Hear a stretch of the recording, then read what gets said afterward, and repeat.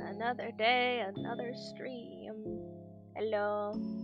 Don't mind me sounding tired like usual. That usually happens every beginning of stream. Don't mind that.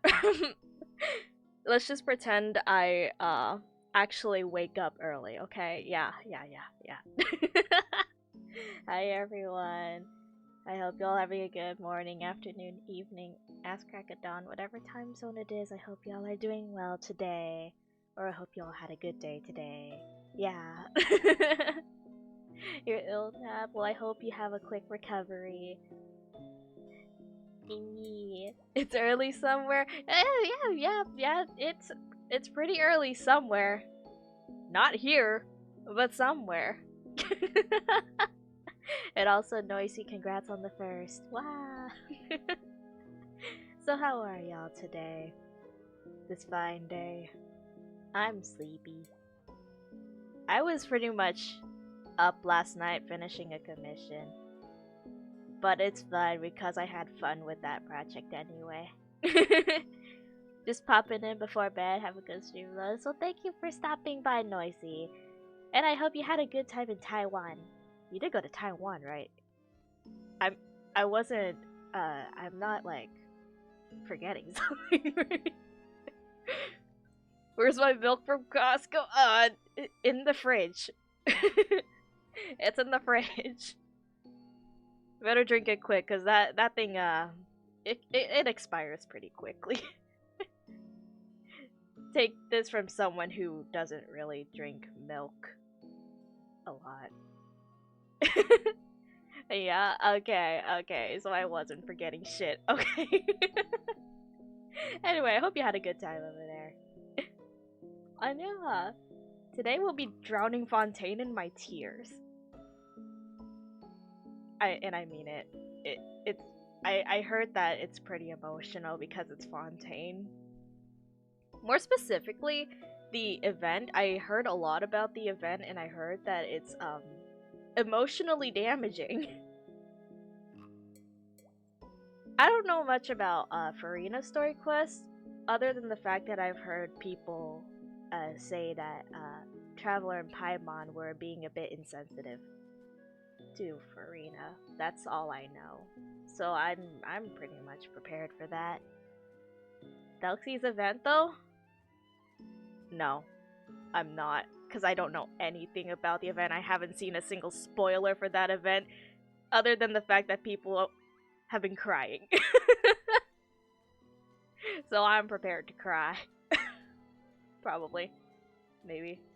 No, what am I talking about? I'm always prepared to cry. I cry practically every day.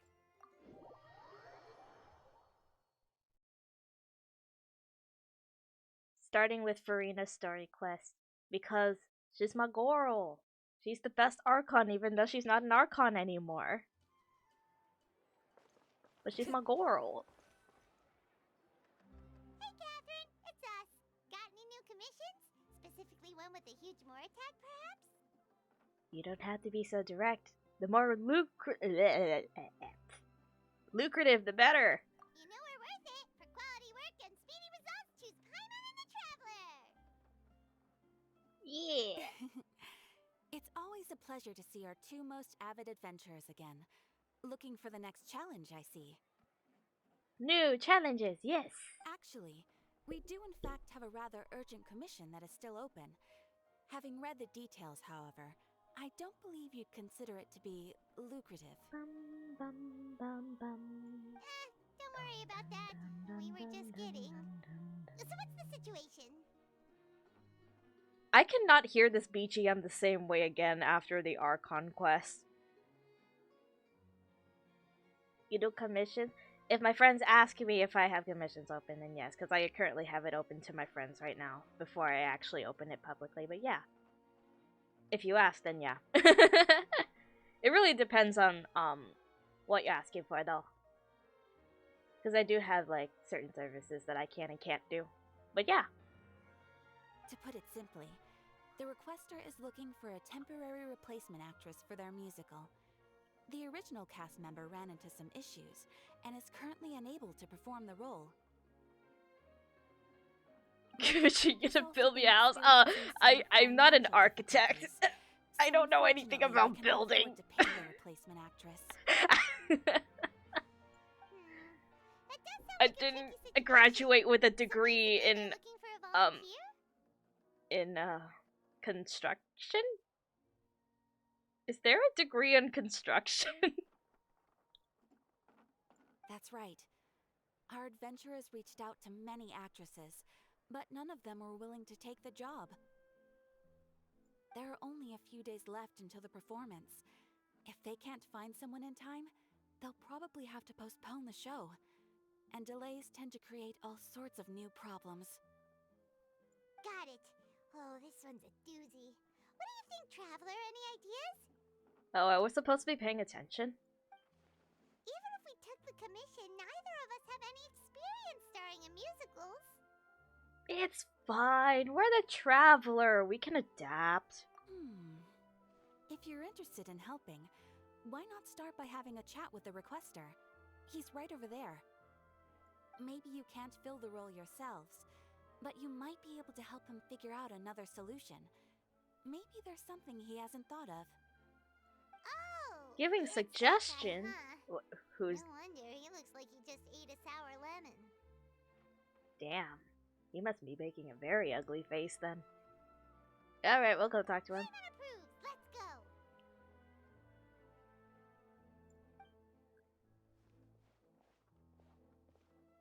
Hello there. Are you the guy looking for a new actress? Wait, I know you two. Are you really willing to act in my musical? Acting on stage on a musical. Think again, buddy. Wow, sounds like we're pretty famous in Fontaine already. But to answer your question, neither of us have any experience in musicals. But we heard that you're in a bit of a bind, so we figured we could at least try to help you think of a solution. Ah, I see. It's okay. I knew that asking for a volunteer was a long shot. If we can't find someone to step in, we'll have no choice but to Volunteer? cancel the show. It would be such a shame. Does that mean I won't be getting paid if I were to act? Can't you cover the budget for a new actress with ticket fees? That's the thing. We're not some high-profile theater troupe, just a group of amateur enthusiasts. Ah, All our sets and props are very so you're broke. crude. We're grateful enough just to get an audience, never mind ticket fees. If we had a way to make this profitable, things might have turned out differently. But now, it looks inevitable that we'll disband. Disband? You're splitting up the troupe? Dang. Oh, I guess That's the lady rough, at buddy. the Adventurers Guild didn't tell you? Yeah, this is supposed to be our final show together as a troupe. One last show, and after that, we go our separate ways. So we were really hoping to end on a high note. Nobody wants things to just fizzle out. Not after all the time and effort we've invested into it. Catherine mentioned that one of your actresses can't make it. Yeah, the leading lady, in fact. She's been dealing with a chronic illness. Wait, is ever this since even the childhood, right one? and Did I click on the unfortunately, right it event? flared up again recently. It really drains all her energy, so she's in no state to perform. The Oh, show well. just won't be the same without her. But for everyone else's sake, I still hope we can find a way to hold the performance on schedule. Got it. We have a clearer picture now. Let's see if we can come up with any ideas. What if we sponsored the show? Traveler, how much more are you carrying? Enough Mora, but am I willing to give it out? Probably not. It really depends on how much you're asking for. Please, there's no need to go that far. I wouldn't feel right asking such a huge favor, and I can't promise that we'd ever be able to pay you back. More isn't the biggest problem. How do we find someone who's a good fit for the role? Good point. If the actress just goes through the motions for the Mora, that's not exactly rescuing the show. We should find someone who will put on the best performance possible. Oh, wait! What about... you know who? If you know who is Voldemort, think again, buddy. Great minds think alike. I was just thinking that. Yeah, Voldemort. That's how you know we're the best of partners. Anyway, she should have all the free time in the world right now. She's really good at performing, and she was once super popular with the crowd. Performing in a musical should be a piece of cake for her. Who are you thinking of? Sounds like someone famous. To this day, I still think the people of Fontaine should give Farina an apology. Because I'm pretty sure the people of Fontaine are still convinced that, like, Farina was still guilty or some shit. Still in the death sentence or some shit. I don't know. Her? You're... That was a joke, right? Oh, fuck you! Nope. Paimon doesn't actually know if she's performed on stage before, but Paimon's pretty confident. Just from the tone of his voice, I don't like him already. You're not wrong there. She has actually performed in a number of big-name shows before. They were one of the reasons she was so popular. That better be a her. No way. You know Farina, you can get her to perform for me. It's either that or her. Why her? Haven't you heard of what she's done and all this stuff? It better be it better be that first option right there. I'm holding you at gunpoint, sir. But even if she's no longer the Hydro Archon, it's not like she's suddenly a commoner. Mm-hmm. She's still an idol to many people in Fontaine, including myself. I just think Lady Farina might feel a bit out of place in an amateur troupe like Okay. ours. Okay, you've quelled the anger. But still, I'm still waiting for an apology video from the Fontainians, not gonna lie.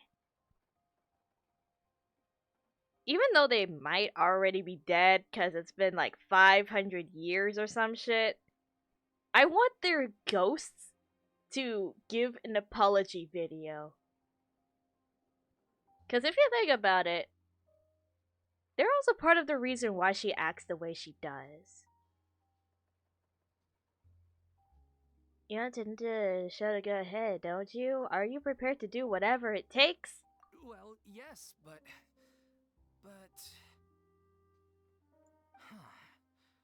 Fair enough. I mean, if she was actually willing to, then of course I'd be honored to have Lady Farina star in our show. Mm-hmm. I'm sure the rest of the troupe would be delighted too.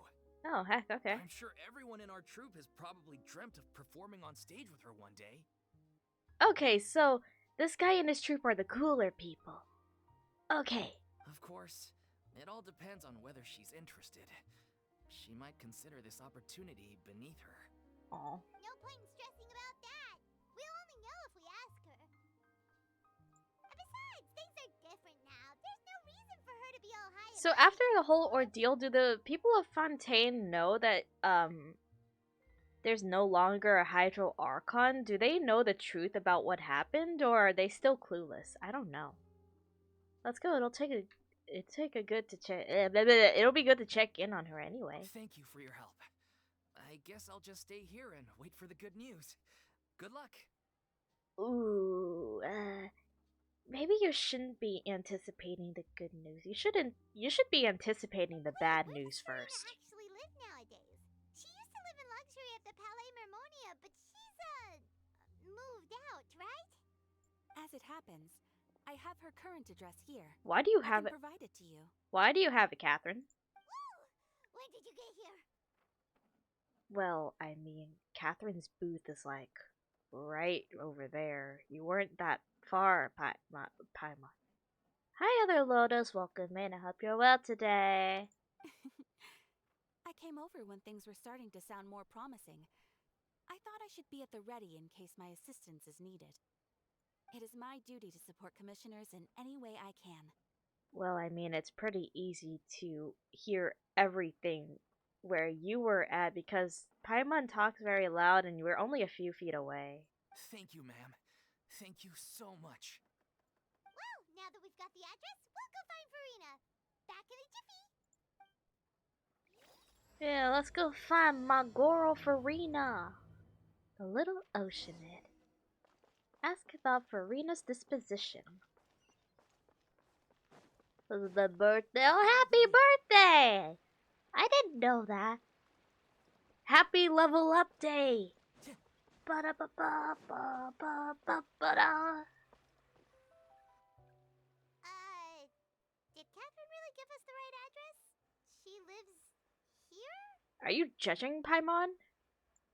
Not that there's anything wrong with this place, it's just, a bit of a step down from the Palais Marmonia. Paimon. Paimon.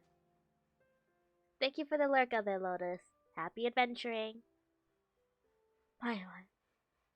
She's no longer a Hydro Archon, and what if she wants to, like, oh, I don't know, maybe have a normal life now that she's a human? You know, it's common courtesy to make sure the homeowner isn't in earshot when you're denigrating their abode. Yeah, exactly. Gonna get ready for a stream. Well, I hope you have a happy, good stream, Lotus. Okay, when did popping on a thin air become all the rage? First Catherine and now you? I was just out on a shopping trip. I ran out of macaroni, so I went to grab a few more bags. Ooh, macaroni. I used to have a much wider range of choices when it came to food, but now I'm finding that simple, traditional home cooking can be quite delicious too. You can definitely hear the change in voice, attitude, and personality. So now, from like back when she people were convinced that she was an archon and all that stuff, she was very animated, eccentric, and all that stuff. But after the whole prophecy ordeal and stuff, she's really starting to tone down. Don't you get sick of macaroni every day? No? But also, it's not like she's just eating like plain macaroni, right? Surely she's just like combining it with like other sauces, because with macaroni you can make different kinds of pastas. Not at all. As long as you have different kinds of sauces in, you can have macaroni and tomato sauce one week, See? macaroni and bolognese the next. See? See? She agrees with me, yeah? Oh, sounds like you're really struggling to cope.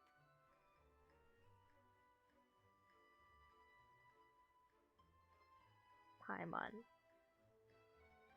It's like telling me, like, oh, you have rice every day? It's like, I have rice with other things too, you know? I can have, like, rice with soups, I can have rice with meat, I can have rice with anything, bro. It's not like I'm just having rice by itself. Is it because you all have to do all your own cooking now? How rude! Questioning my cooking skills. The audacity. I know, right? The audacity. It's not like I have a very eventful life these days. Actually, I barely leave the house. So I don't see how it's unusual that my meals are a little simpler now too. Living the simple life. I like that. Besides, I'm sure I could master dishes like la lettre faucilor or blubber profiteroles in no time, if I felt so inclined. Ah, there it is. You don't know how to cook. Not yet, maybe, but... Anyway, what are you even doing here? I do hope you didn't come here just to ogle at my fall from grace. Let me first be clear that I'm not taking guests at this time. So if you're just here to clown around, then please be on your way. Shoo! Sorry! We're sorry! Please don't be mad! That one was just showing concern for your well-being. That was concern. Yeah, exactly! What the traveler said! Paimon wasn't trying to make fun of you. Hang on a sec, you weren't exactly holding back either. Well, actually, we came here to ask you for your help. Oh, this BGM again. Gosh dang it, our conquest, how dare you ruin this song for me! My help? Well, maybe you're forgetting that I'm no longer the mighty Hydro Archon. I don't even have a vision, you know. Don't worry, it's nothing that serious. It's just very specific, and you're the one with the power to help. If not you, then no one. You're the only person for the job. Oh? Well, if that's the case, then fine. I'll spare you the lecture about your attitude just now. So tell me, what specifically makes this matter so specific?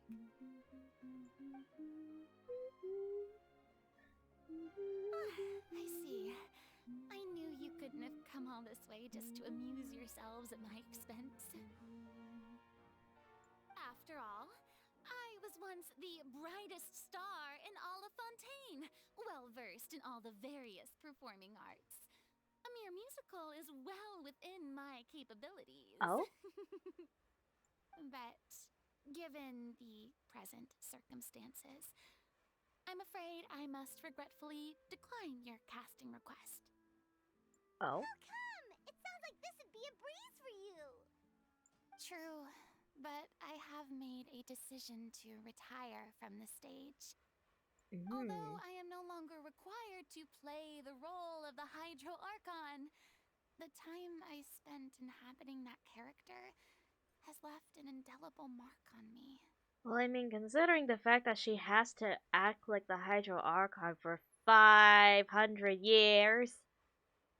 Centuries of pretending to be a different person changes you completely. I'm not the same person I once was. Of course, that can't be undone now. It's too late, and I have no intention of reinventing myself all over again. Mm. But at least I can say that I no longer desire to play any new roles. Well, that's how you really feel. Paimon can understand, But but this is just a one-off part to fill in for someone who's sick. Surely that's okay. Paimon, if she says no, then that means no. Whether it's a one-off or not, it's a boundary that I've committed to no longer cross. If I make an exception to the rule now, I'm just leaving a back door for myself, which would be the same as not having a boundary in the first place. So I'm not going to perform, and that is that. Okay, guess there's no convincing you. Well, is there anything else we can do to help out the troupe? Otherwise, they'll just have to disband without any fanfare. Do you know any other actors who might be interested in the role? Nope. Short and to the point, okay. I've never been great at maintaining relationships. Besides, anyone I've ever worked with probably couldn't wait to get rid of me. Oh shit. Since I'm just an ordinary person now, they'll probably just laugh in my face if I go asking them for help. You shouldn't assume the worst of people. What's wrong with making one except? Look, I'm sorry, okay? I'm sorry I drew a line in the sand without thinking about every possible grain on the other side. Well, is there anything else we can do? This performance really means a lot to the guy we're working for. Have I not made myself clear? You're barking up the wrong tree. I don't want this job, nor do I know of anyone else who would. Sorry. I didn't mean for that to sound so harsh. I wish I could help, really. But if I thought I had the answer to this problem, I would have said so by now. It's alright, Farina. Paimon just wanted to make sure we tried everything. Oh, everyone in the troupe will be so disappointed. Let's try to come up with a plan B. Yeah, I guess that's all we can do now. Alright then, we'll see you around, Farina! Toodaloo to you, too. I'm going home to take a rest now.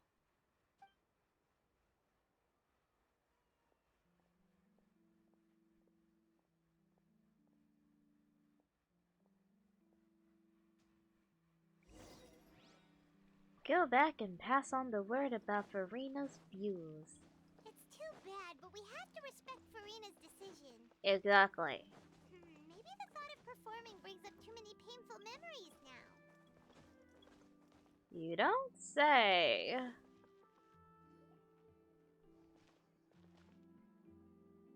Huh?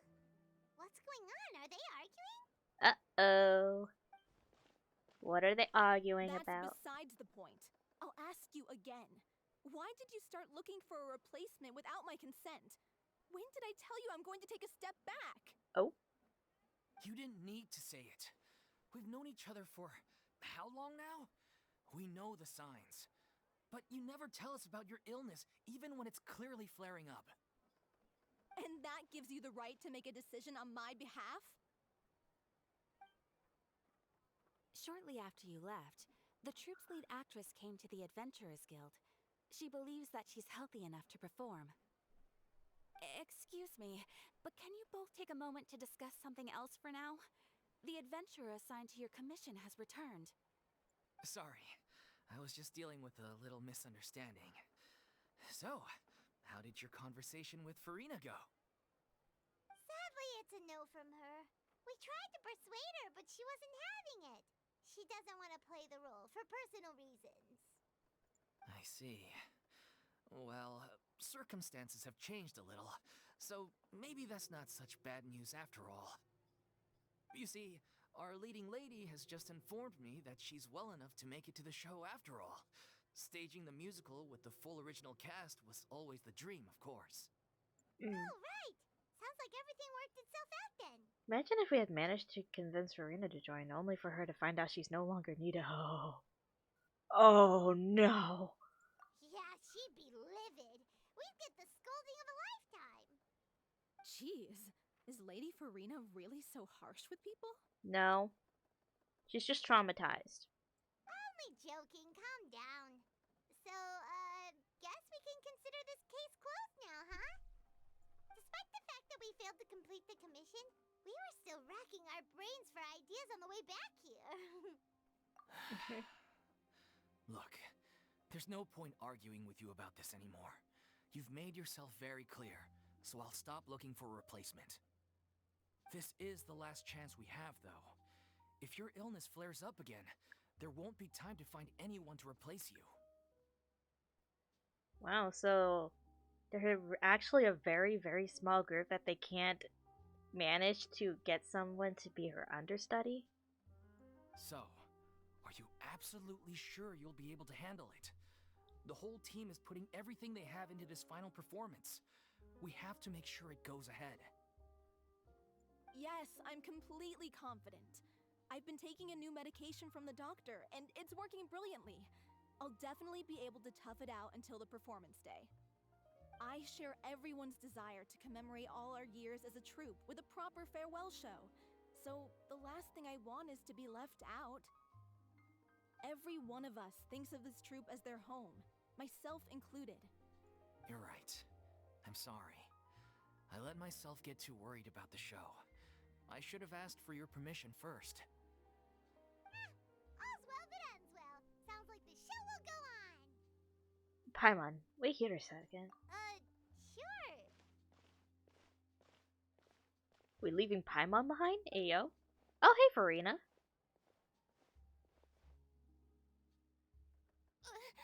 Hey, how did you... I was just passing by because I realized I forgot a couple of items on my shopping list. Alright, I'm coming. No need to drag me. Did he really have to expose her like that? Hello, one and all. I couldn't help but overhear your conversation just now. Farina? Didn't you say you were gonna take a rest at home? What are you doing here? Did you really need to expose her, Traveler? I was just ever so slightly concerned about the situation you mentioned. Yes, a teensy bit concerned, that's all. When you came to talk with me earlier, I jumped right to explaining my position and said some strongly worded things. And all before I even had a full grasp of the situation. Anyway, I just feel a bit bad about how it went down. I'm sorry, Paimon. Oh, it's totally fine. Paimon didn't take any of that personally. Then why didn't you just show yourself? You really have a knack for asking the most uncomfortable questions, don't you? I felt very sheepish, having had a change of heart after flatly refusing you. And then, to make matters worse, you caught me. But in any case, it sounds like the issue has already been resolved. Yeah. When they said they were gonna ask for your help, I almost had a heart attack. I mean, how could we be worthy of having Lady Farina star in our show? There's no need to think like that, and no need to keep addressing me as lady. Just Farina is fine. I was wondering, if this troupe is so important to all of you, why does it have to disband? If the difficulties are purely financial, then there must be a solution. You could put the shows on pause while you look for a sponsor, for instance. Everyone seems so devoted to the troupe. I'm sure if you keep chipping away, you'll find a way through. We all want to believe that, but some things are just beyond our control. Everything's been going downhill ever since we lost our director. She was the heart and soul of our troupe. She kept us going. Ah, so she was the glue. And they lost the glue. Her name was O'Reilly, and she was the founder as well as the artistic director of our troupe.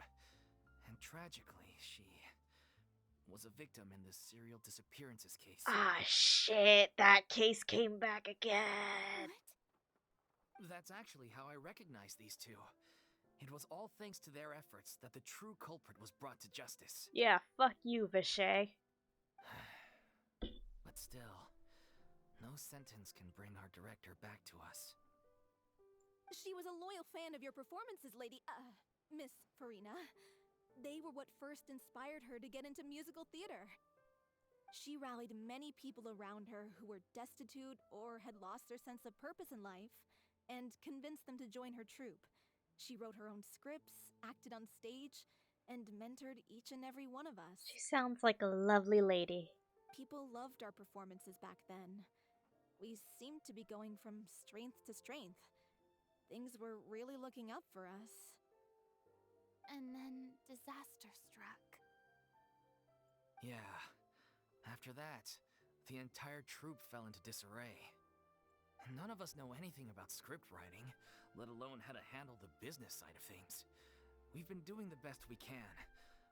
But despite our efforts, things are slowly but surely falling apart. It's agonizing. But ultimately, we'd rather end things now on our own terms than stick it out to the bitter end and watch all our dreams turn to dust. Oh. That's so sad. What a terrible waste. A gifted artist from humble beginnings who achieved so much and no doubt had much more to give. And then her life was so cruelly taken. Yeah, fuck you, Vishay! I suppose it's fair to say then that this final show, besides being your farewell to the stage, is also your final gift for her? Yes, exactly. We all miss her terribly. Well, good thing I followed the traveler here. After hearing this tragic tale, I can no longer stand by and do nothing. Farina. I know what you're thinking, but I by no means plan to cross the boundary I've set for myself. Besides, they're no longer looking for a replacement anyway. I can, however, provide some artistic guidance from the vantage point of a highly experienced audience member. But only if you feel this is something that would help, of course. Oh, most definitely. We'll take any guidance that you can give. We unfortunately don't have any budget for a consultant, though. Will that be a problem? I don't need any compensation. All I'd ask in return, if you're willing, is that you tell me some more about the life and work of your late director. Aww. Something I've begun to realize since my departure from the Opera Epicles is that there's a lot you don't see when you observe everything from on high. The law only judges criminal behavior and does not weigh human emotion. The court's verdict can settle the question of criminal liability, but Oof. what about all the unresolved emotions of the parties involved? What happens to them? A verdict can bring emotional catharsis. They come pouring out and flow away into infinity. An interesting answer. But if you ask me, I think all emotion shall ultimately return home to the heart and slowly settle with the passage of time. Take, par exemple, how this troupe pines for their late director. Things such as this I have never witnessed before, and so I should like to observe, perchance to understand. I love her. Still a fan of your old dramatic monologues then, huh? You just want to get back in on the action, don't you? No. This is a completely different situation. Pearls before swine. The name's not Swine, it's Paimon! Bruh. Would you be willing to join me? Come on, take a break from adventuring to listen to a story. Since it's you, I'll do it. What is this? Are you flirting right now? Especially since it's related to the serial disappearances case. Thank you all so much. Our director was a huge fan of Miss Farina's performances, as of course we all are. Alright, follow me. We'll go to our usual practice space. Please excuse the size. It's a little on the smaller side. No problemo. Go to the rehearsal location. Where is the rehearsal location? All the way on the other side of Fontaine. Okay.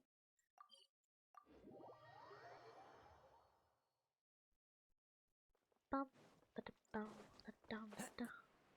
This way. The court of Fontaine.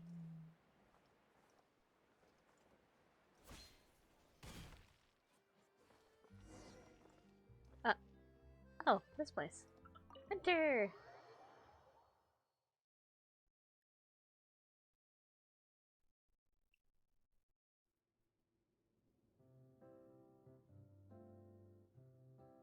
This is a cute place. Huh? Lady Farina? What's Lady Farina doing here? Hello all. Allow me to explain. As of today, Lady... Miss Farina will be supporting our production of The Little Oceanid in the role of artistic consultant. These two over here are the ones that made it possible. They kindly reached out to Miss Farina on our behalf. I'm sure they need no introduction. Yeah, we're pretty famous around here. You bet! That was the trial of the century! You helped bring our director's murderer to justice. We can't thank you enough. Oh, please don't mention it. We're just here to join in on the fun. So, you were saying The Little Oceanid? Yeah, that's the name of our final show.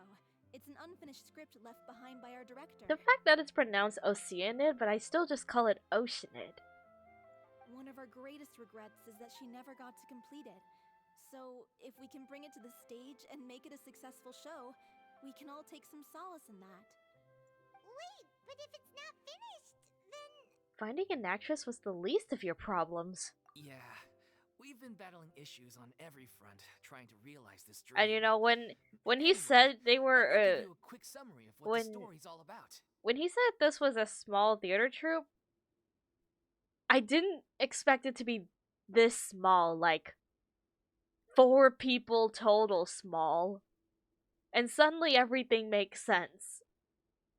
The protagonist of the story is a young Oceanid who transforms herself into human form, despite the protests of her family.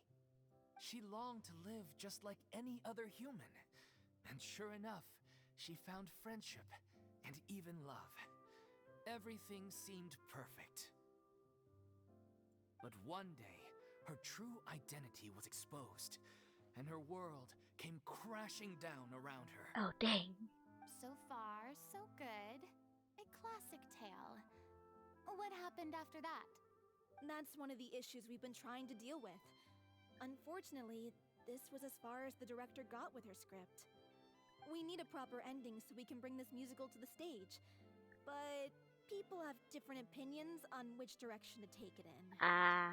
We still haven't decided between a happy ending or a true-to-life tragedy. Ooh. Both are good. But honestly, I feel like I've seen too many stories with happy endings that I would much prefer to see a true-to-life tragedy. By true to life, you mean the director's sudden disappearance? Yeah, like they say, truth is stranger than fiction. But then there's the question of whether we really want to use the stage to pass our raw pain onto the audience. Exactly. A lot of the time, people come to watch a show just hoping for some light entertainment. We have to consider their emotional stake in this, not just our own. And one last thing. We're still waiting on confirmation from two of our main actors. Oh, there's two more? The first is Paulo, who plays the protagonist's lover. He's locked himself away to focus on writing an ending for the script. But the deadline's passed, and we still haven't heard from him. Oh, dang. The other is Villemont, who plays the main antagonist. He took the director's death pretty hard. Hasn't set foot in the city since. Oh, damn. He did write to us, promising that he'll be there for the final performance, but we haven't seen or heard from him since. So we're not really sure what to make of that. 6 people. 6 people in this theater troupe. Huh. Although, now that we have Miss Farina helping us, maybe we should take the opportunity to get everyone back together. What opportunity? What do you mean? Maybe you're unaware, but your name has always been like a rallying cry for us. Our director was constantly singing your praises. All of us look up to you as a role model. Aww. Oh, stop. You're making me all flustered. Although, not in a bad way. I suspect the reason they're dragging their feet is that they have their doubts about whether the show will really go ahead, considering all the issues you've been facing. But one by one, all the obstacles are being removed. Now is the time to rally the troops. Rally the Makes troops. sense. Okay, priority number 1, let's check in with Paulo and see where he's at with the ending. He went back to Poisson a few days ago. Said Oh. that staying in a friend's home might help him to relax and escape the feeling of isolation. We're going back to Poisson. I thought the last thing his friend would want right now would be to take visitors, given that Poisson was flooded not too long ago. But I guess it's the opposite. A friend in need and all that. Yeah, maybe he could use some company. Poisson? Oh, no. Is something... Why are you asking? Is something wrong? Bro, Nothing. were you not here for the entire I Archon suppose quest? My presence will be indispensable if we are to restore his faith in the show. So, allons-y. To Poisson! French words, okay. This looks like a very cozy place. Is this a freaking bed? This is a prop, right? This is a prop, right? Time Okay. to go. Exit.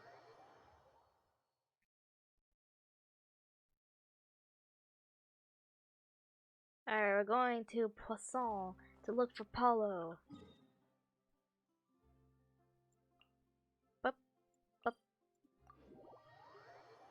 It's been a while since we've been here. The last time we were here, people dissolved from primordial seawater. It was a tragedy. But I also question why would they build Poisson in a place literally surrounded by waterfalls?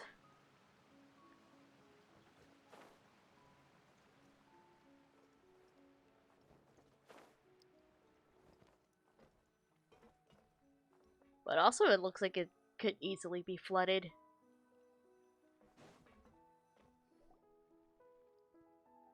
It's literally in a hole.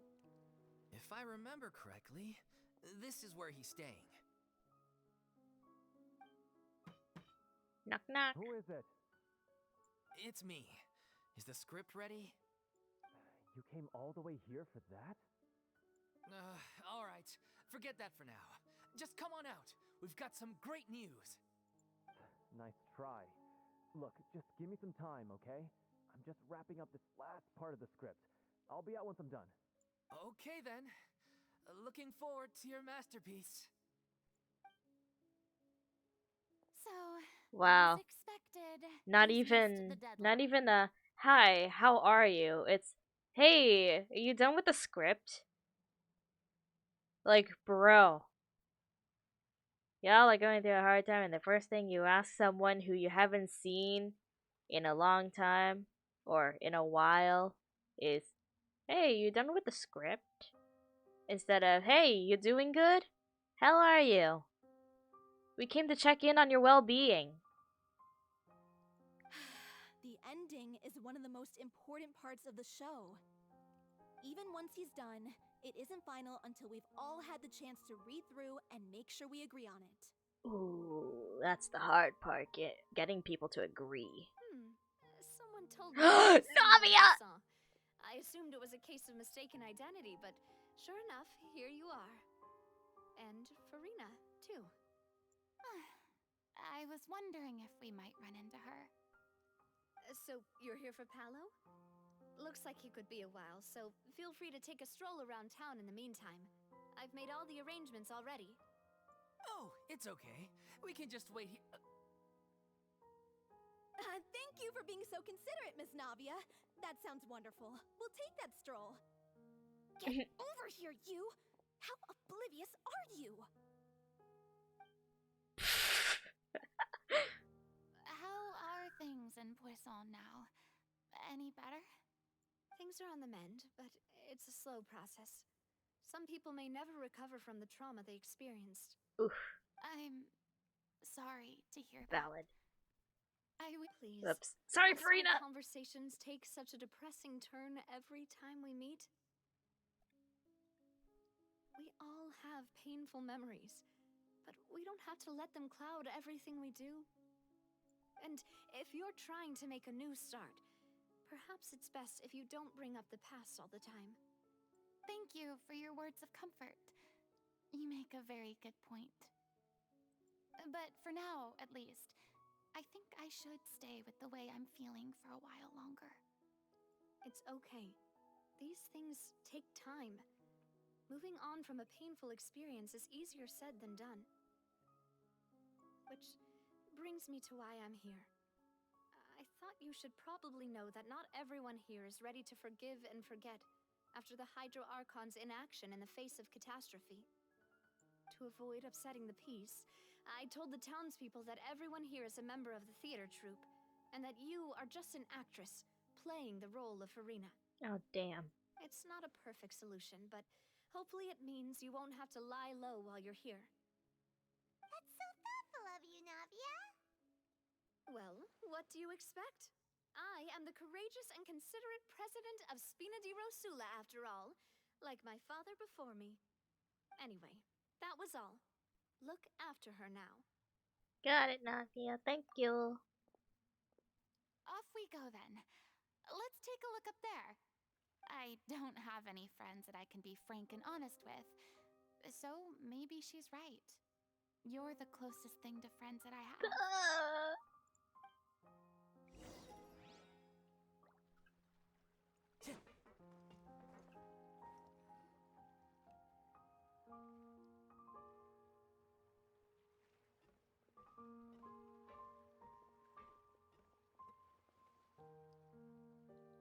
Oh, I'm these so people. grateful that Miss Navia was so understanding. To be perfectly honest, I didn't know if I was ready to meet her. It's always easiest to just run away from your problems. But that never fixes anything. You can't get around the obstacles without facing them. So that's why you were nervous when they brought up Poisson. Yeah. I'd be lying if I said I wasn't scared of coming back here. Still, I felt it was something I had to do. As I was saying before, I want to see for myself the things that I never could in the past. She's such a brave soul. I'd be overjoyed if the people here could find it in their hearts to forgive me. But they're more likely to unleash a tirade of vitriol against me. Which, of course, I completely understand and accept. I'm sure some people didn't buy Navia's lie. Yeah, I can tell people are watching me.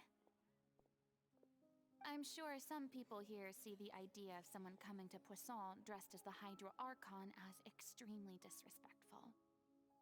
I used to be terrified of the gaze of other people, especially when they had suspicion or resentment in their eyes. I guess I wasn't quite ready for this after all. I'm surprised you're making yourself go through all of this. Maybe you've taken on a bit too much in one go. I can't let myself see only the things I want to see. How would that make me any different from before? Look! There seems to be a crowd gathering over there. They're not staying quiet either. Probably time we made a move. How about we check out Spina di Rasula's ship? We should have a view of the whole of Poisson from there.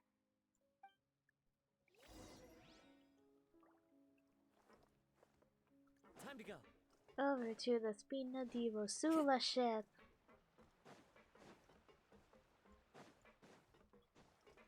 Time to go.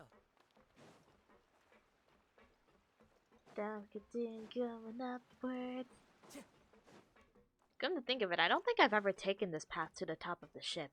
I just always flew down. Oh! There was a...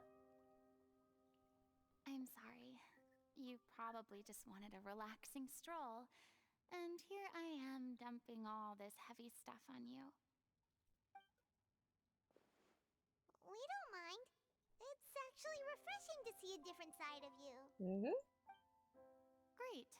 Well, I appreciate your company. Hi Mondo, so welcome in. please I hope don't you're well disappear just today. yet. I don't know whether you can tell, but the years of suffering and loneliness aren't the only reason I have a hard time facing up to who I used to be. As I stand here by the ship, I can't get the images of the rising water out of my mind. Doing your best? Heck yeah. One after another, people were taken by the water. All those treasured lives and memories washed out of existence in an instant. They thought We're their just going God through would protect sadness them. today, apparently. They had absolute faith that when disaster struck, a divine power would save them from harm. And all the while, I played my part to perfection to convince them that was true. But then the floodwaters finally came, and the Hydro Archon did nothing. You shouldn't look at it like that. You were only doing your duty. Don't be so harsh on yourself. I've had to go through so many moments like that for the sake of protecting the truth. As time went on, it got harder and harder to bear, and I became more lonely and isolated. Eventually, I realized I had nothing left except the truth. I became terrified of completely failing in my task, and was haunted by the thought of being left all alone, weeping on my throne. Fortunately, we were able to avoid the worst-case scenario thanks to the help of heroic individuals such as yourselves. Everyone rose to their responsibilities, and I finally regained my freedom. But on some level, freedom also means no longer being needed. I have no further use to people. Oh, damn. Paimon would have never imagined you'd see it that way. Think of your freedom as your reward. Reward? Because now you can finally speak your heart. You don't have to be anguished and alone anymore. I guess so. Back then, I didn't even dare to dream about having someone to confide in. I was scared of someone recognizing me for who I truly was, and exposing the secret I swore to protect. Believe in the Farina you see on stage. She is the one you can trust. I had to keep all my feelings, all my curiosity about life to myself. No one could be allowed to know. Damn. That's what I really meant when I said I'm no good at maintaining relationships. Yeah, maintaining relationships is really hard, man. So that's where you were coming from. Paimon totally thought you were just a bit of a diva at heart. Could you please get off my case? I don't know what's gotten into you today. I'm making an effort here. You could at least try to do the same. What Paimon meant to say was she doesn't like to see you so down. Do you feel better having gotten all this off your chest? I do. I once had nothing but the truth, and now I'm finally free to live my own life again. And even though I have no idea where I'm going right now, Well, that's just life. at least the choice is in my hands. Yeah! All right, it's about time to head back. Paulo should have finished the ending by now. Sure. Okay, let's head back and check it out.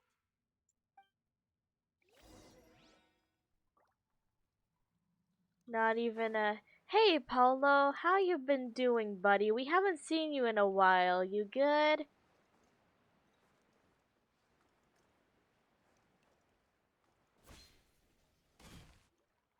Didn't you say you needed to watch what you eat? You're supposed to be cutting down on fried foods, not wolfing down copious quantities of fish and chips, you know? But fried food is really good. Come on. It's not every day we get to dine at Spina di Rosula's expense. Can you believe how generous she is? I'm not about to pass on free food. Okay, but like, he has a point. It's free food. You gotta take it. Anyway, my character doesn't need to be slim and Diet or good-looking. not, That's your job. it's free food. Are you kidding me right now? It's not your character's health I'm worried about, it's yours. I've spent my whole life battling the effects of ill health, and it kills me to watch you willingly ruin yours by filling yourself up with junk all the time. Oh no, looks like they're arguing again. We're back! Could you maybe put your differences aside for a moment? Ah, you're back. We've been enjoying Spina di Rosula's VIP treatment in your stead. Bruh. Paulo's nearly done. We shouldn't have to wait too much longer. Great! So you were discussing your characters, right? We heard she's playing the Oceanid who turns into a human girl. What about you? Me? I'm an Oceanid too. I mean, technically, all Fontanians were Oceanids. He was originally supposed to take the form of a crane, but he outgrew that role. Well, the costume at least. So now he's playing the boar instead. Sorry. The boar's not a bad character, actually. He's the one who raises the little Oceanid, yes? That's right. He has some pretty memorable lines too, like when he imparts some solemn words of wisdom to the little Oceanid. If you become human, you can reveal your secret to no one. You will face suffering and loneliness. Oh shit. Is this truly what you want? The parallels. Wait, that sounds kind of familiar. It's the most important line in the whole script. I think it's a symbolic statement about our director's life and legacy. She kept quiet about all the trials and tribulations she faced in running our troupe, allowing us to devote ourselves fully to performing. It was only after she was gone that we realized how tough her job really was. You mentioned earlier that the troupe is like your home. Yeah. I was born with an incurable illness, and once my family found out it couldn't be treated, they decided they didn't want me anymore. What the fuck? What a shitty family. What the hell? They just straight up abandoned her just because they found out she has an incurable illness? What the hell, man? I spent some years taking whatever work I could find and trying to manage my illness with various medicines. But whenever I had a bad flare-up, I'd be lying in an alleyway for days at a time. It was like that until the director found me one day. She told me I Hi, had a Lorix. great Welcome voice in. I hope you're and well asked if I was today. interested in studying singing from her. I said yes. How's it going? You do be going. She took me under her wing, taught me to both sing and act, helped me find Mora for my meds, took care of me when my condition decided Thing to to flare hear up. when I arrive. What, the I thing never was about the a shitty huge family? burden on her. She sounds like a really incredible person. She really was. She gave everything she had to her troupe and the people in it. All of us were so proud to call her our director. I was a lost child too when she found me. As the child of a murderer, My parents weren't around when I was little, so I got sent to an orphanage. Uh, oh damn. The other kids were always picking fights with me. They'd say things like, "Come on, you must be pretty tough if you're the son of a murderer." It was just to taunt me, though. I was an easy target, and they knew it. Man. People are assholes. I'm doing alright studying Italian. Well, I hope the studying is going well. One day, I got beaten up so bad that I just couldn't take it anymore. So I ran away. I lost all faith in humanity by that point. Thought the whole world was out to get me. Let me guess. Fortunately, the next person you ran into was the director. Yeah. For the first time in my life, I was somewhere I felt safe. And I promised myself I'd stay here until the day the group parted ways. So are we all just exchanging tragic backstories now? The day you hoped would never come. Oh, hey, Paulo. How times change. Oh, you're finally done? Get your butt over here. There's someone I need to introduce you to. This is our new artistic consultant, Miss Farina. Farina? The Farina? Oh my god, how did you manage to wrangle that? Please, the honor is all mine. I was profoundly moved to hear about your troupe and your wonderful director. I just wanted to do something to help. Same here. Even so, this is just... Oh, wow. I'm sorry. I'll try to calm down. Now, where was I? Good study for Thursday, so yeah, done alright. Especially as I usually study the day before. Oh, heck! Studying days before an exam or something? I usually just studied the like a few hours before. Ah, yes, the script, of course. Let me give you a rundown of how the story unfolds in my version of the script. Too much stuff, that's why I'm pretty sure when I was a senior in high school in Odessa, I had to do like a research paper for my psychology class. And my teacher was like, yeah, this is a project that's impossible to do the night before. I did it the night before. Cause it was basically like a project where we had to interview like several people about like stages of their life and all this stuff, you know, from like childhood to adulthood or something like that. I didn't actually do that. I pretty much faked it till I make it. I still got a good grade on it. I did it the night before, and I practically like made up all the answers. But it's fine. It's like writing a script for characters. Okay, it was not that bad.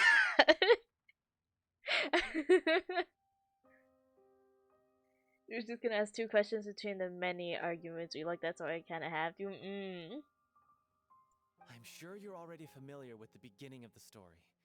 A little Oceanid decides she wants to become a human against the wishes of her family. Against the wishes of her family? She finds love and friendship in the bustling city. But then, disaster strikes. The people start to notice that all the fresh water in the surrounding area is slowly disappearing. The soil is becoming arid, plants and flowers are withering, and the people begin to panic. The little Oceanid, Cleo, and her lover decide to do something about it and investigate the truth of the matter together. In the end, they discover that all the waste and pollution created by humans over the years has caused the fresh water to flee the land, as if driven by a consciousness of its own. Consciousness? You mean the water is sentient? Dang. Water as a conscious entity. There's actually quite a few stories that explore this theme. Since the little Oceanid is a water spirit, she immediately understands how the water is feeling. She then tells her lover about her true identity, as well as the truth behind the crisis. Oh. Her lover accepts her for who she is, and works with her to find a way to bring the water back. However, unbeknownst to them, there were some people eavesdropping when she revealed her secret. W lover L people. The little Oceanid is accused of being directly responsible for driving the water away, and faces the greatest dilemma of her life.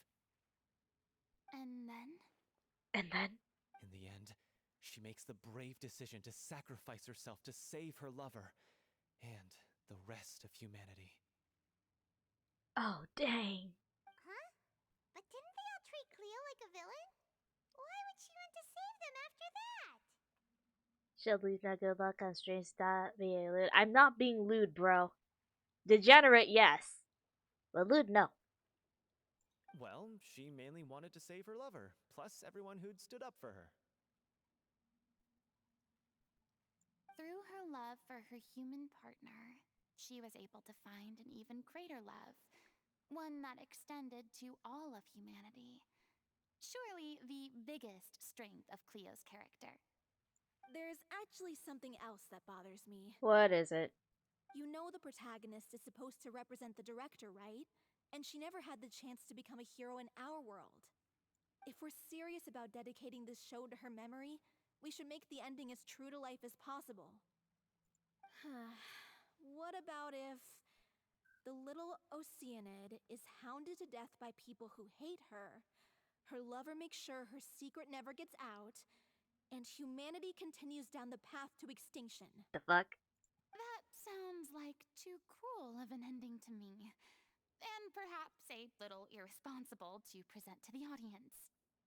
That ending would be a perfect mirror to Director Aureli's death, both arbitrary and meaningless. On the day when she went missing, Director Aureli had instructed us all, somewhat out of the blue, to leave the court of Fontaine and wait for her outside the city. We waited and waited at the rendezvous point, but she never came. By the time we returned to the city, she disappeared without a trace. We looked for her. The Gardamex looked for her, but she was nowhere to be found. Increasingly, all the signs seemed to point to her being the latest victim in the serial disappearances case. The director was the kindest soul in the world, yet she was senselessly sacrificed for the sake of a so-called experiment by someone who had nothing to do with her at all. Yeah, fuck you, Vichay. But doesn't the way she suddenly told you to leave the city suggest that maybe she had some sense of what was about to happen? It almost seems as if she was moving you to safety. I've been trying to follow up on that ever since, but all my efforts so far have turned up nothing. Villemont might know something, but he won't open up to me. Dang. Villemont? The one who's playing the role of the villain? Yeah. He's been overwhelmed by grief. I think the director's death hit him hardest of all. Grief? Guilt, more like. Also, I have a hard time imagining that anyone took it harder than me. Well, not everything revolves around you, dude. Because, well, speaking of the play being true to life, I was deeply, madly in love with Aureli. Ah, shit! What? You kept that one quiet. I did not see that coming. It's time to be upfront with you all. No more keeping secrets from each other. We'll never be able to agree on the ending if we can't be honest about how we feel. I did tell her how I felt once, but she turned me down pretty much straight away. Oh, dang. She said that we were all like brothers and sisters to her, and she'd never considered us as potential romantic partners. Ooh. Not that it came as a shock or anything. It was what I was expecting to hear. He's been brother So I zoned. told her I'd always be there for the troupe, and I'd always be there for her. The worst she could say is no, they say. I said, maybe one day in the future, when everyone's settled into their own lives and on the up and up, and managing the troupe no longer required her constant attention, well, maybe then she could reconsider what she really wanted in her life. And now, that day will never come. Oh, Paulo. So if I'm the one writing this ending, then I'm gonna make sure it does right by Aureli. I won't let anyone get in the way of that. In that case, you have to straighten things out with Vilmont once and for all, face to face. Oh, dang. We've all had our differences of opinion over the ending, but those two have never seen eye to eye on anything. One of them has to compromise if we're ever going to reach a final decision. Well, if that's where All we're right. at, looks like it's time to go visit Vilmont. Are you ready to face the truth? Honestly, No one's I'm ever ready to slightly face the terrified. truth. But for the sake of our final performance, I'll do whatever it takes. Funny you should ask, though. You really do get what I'm going through right now. I certainly do. Come on, everyone. Allons-y! Allons-y. I don't even know what that means. Alright, look for Vilmont. Where are you? Over there. In the outskirts.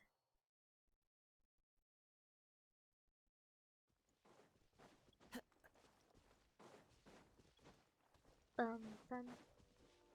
Bum. This is tough going. Delphi, are you sure you can manage in your condition?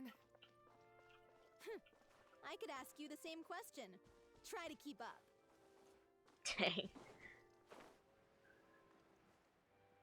Alright, Vilmont, where are you? Time to go.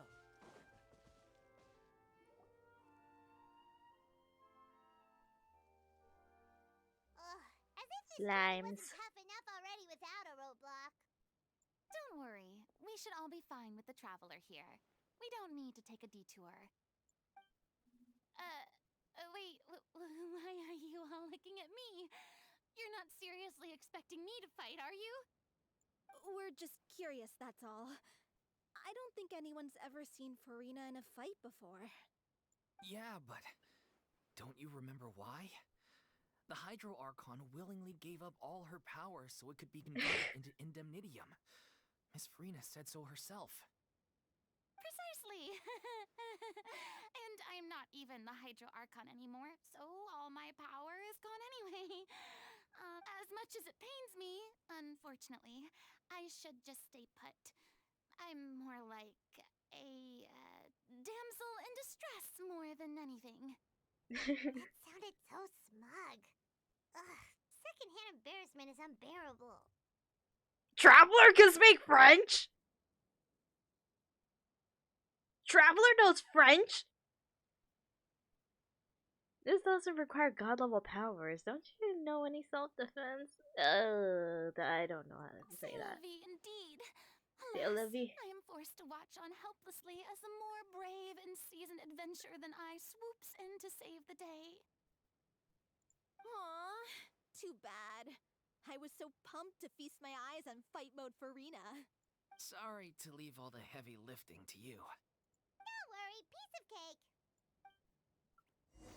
Physical Farina win? Anyway.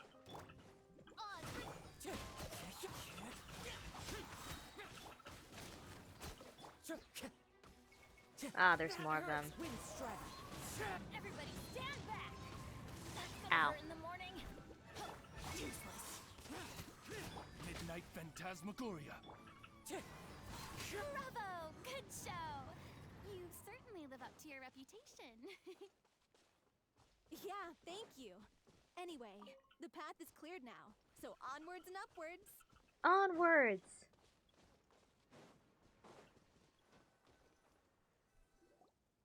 Vilmont, are you there? Huh? Oh, it's you guys. Wait, what's Lady Farina doing here?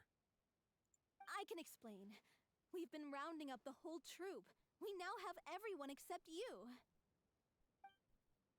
Sylvie explains the whole sequence of events so far to Vilmont. So, you think knowing the truth about the director's disappearance will help you write an ending to the script that pleases everyone? Yes. I care just as much as everyone else about making the Little Oceanid a success. That's why I wanted to wait until after the show. If I open this can of worms now, I just don't want to make things difficult between us. We're supposed to be a unit when we're on stage. Viamant, avoiding the truth will not help anyone. Unless you mean to suggest that Aureli's death had something to do with you. Ayo. I don't want to talk about it. Ayo. Listen, Viamant. I used to think that my love for Aurelie was a point of shame. I never brought it up to anyone. But now, I've made up my mind to put it all on the table. I'm prepared to face everything, to sacrifice everything for the sake of the show. The little Oceanid cannot be complete unless we do justice to Aurelie on an emotional level. This is why people think of you as not being the smart one. As you all know already, the troupe was kept afloat not from ticket sales, but donations from the audience. Of course, that was nowhere near enough. We took on side jobs when we weren't performing, but even then, the troupe's financial situation was pretty dire. So, anyway, one day after a show, a merchant came to me and offered us a huge sponsorship. In return, we just had to provide the audience with their drinks during performances. It seemed like a win-win, so I said yes to it on the spot without consulting the director. It was only when the merchant came to deliver the goods that I realized... That you realized? The drink in question was synth. Isn't that the drink paddled by the culprit behind the serial disappearances case? I remember that it induces a state of euphoria, but it also causes significant harm to the body. I freaked out when I saw the boxes. And I told the director everything right away. She was completely shocked as well. But she didn't reprimand me for making the decision without consulting her. Instead, she contacted the merchant and stated that the troupe could not agree to this collaboration. The merchant was furious, berated us for going back on our word, and threatened to sue us for damages. The amount was astronomical. There was no way we'd be able to pay. Ah, shit. And then... I was going to sort it on my own, but the director stopped me. She said that this was an issue for the whole troupe and it wasn't my fault. But things only got worse from there. The synth merchant just wouldn't let up, and then suddenly the director told us all to leave the city one day. I knew then that things must have reached a boiling point. I admit this whole thing was my mistake. I didn't dare to tell any of you the truth back then, and after the director disappeared, I was even more afraid to say anything. Gosh, dang it. You brought the director to the attention of the synth dealers. Your mistake gave them a motive to kidnap and murder her? Yeah, I got Aurelie killed. There, I said it. Happy now? Hey, don't say that. You traitor! You knew Aurelie was in danger. Why in God's name didn't you tell us? What do you mean, you were afraid? This was a life and death situation. We could have saved her! How could you be so stupid? Please, try not to get too worked up. Yeah, listen to him. You need to stay calm. Stay calm? How can I stay calm? This guy got Aurelie murdered! She was the love of my life! It was one-sided, dude. You need to let go. And he has the gall to try and high-road us, claiming that he kept his mouth shut for the sake of the show! How about taking some responsibility for what he's done? All I can say is I'm sorry. Truly. I wanted to apologize to everyone in the troupe, but that won't bring back the director. What good is my apology now? I'm just a coward who made an awful, terrible mistake that I can never take back. Beat me up if you want. Kill me if you prefer. It's what I deserve. End my life. So I can meet the director and apologize to her in person. More like apologize to her in spirit. Get out of my sight! Go! Get lost! I don't ever want to see your face again! God That's damn. enough! You've screamed and shouted at each other for long enough. Now pipe down, both of you! Can you stop conflating the show on stage with your real-life relationships in the troupe? You keep saying that you want to use this final performance to pay tribute to your director and celebrate her life. How can you do that if you're just using it as an excuse to vent your own emotions? You're right. I'm sorry. On stage, the lead role is the focal point of the audience's attention. And you're all used to seeing the director as the heart of the troupe. But in her own life, her greatest desire wasn't to be the center of attention. I can tell how much she loved you all, and how much she loved the troupe. What she wanted was to build a warm home for all of her brothers and sisters. To shield you all from the storms that rage in the world outside. That's how you should remember her. And that's what you should be celebrating. I understand why you're trying to make her the hero of the story, but isn't she your hero already? After everything she did for you? Yeah. She's so wise. So think hard about what that means. And then think again about what you hope to achieve by arguing with each other. If you really hate each other and can't reconcile your differences, then you could just call it quits now. Why bother with the final performance if the group is already fractured? But you can't bring yourself to do that, can you? You care too much about Director O'Reilly and the home she built you all to let go. What are you laughing at? I don't see what's so funny. Sorry, I didn't mean it that way. It's just that, for a moment there, it felt like our director was back with us again. If she'd seen Paulo and Vilmont at each other's throats like that, she would have scolded them exactly like you did, in that same stern voice. Really? But she sounded like such a gentle person. Oh, Paimon. I hope you know that even the gentlest of people can be pretty scary when they're pissed. Of course she was. Even her harshest lectures came from a place of kindness, and it showed. She really was a truly outstanding person. What you said, it really puts everything into perspective. I'm truly sorry. I really meant for this to be a genuine apology, but I ended up making it all about me and my self-pity. Well, at least you're self-aware. It's all right. Let's save all this for after the performance. So, the ending. What are we gonna do about it? Clearly, everyone needs to take a step back for now and reflect on what really matters. When emotions are running high, things get lost in the fray. The end of the story needs to focus back on O'Reilly herself. She's the true star of the show. It might actually be possible to find out more about her fate. What do you mean? The Traveler is right. You once investigated that underwater synth base and recovered items belonging to the victims. If you could find anything that O'Reilly left behind, perhaps we can get a better sense of what she went through in her final days.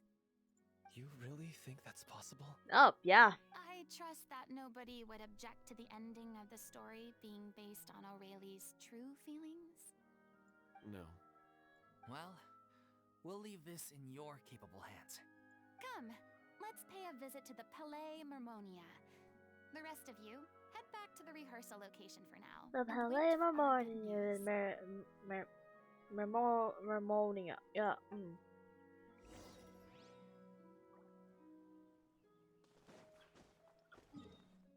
Dun, dun, dun, dun, dun. Hey, Nouvellette, are you in the office today? It's been a while, buddy. Time to go.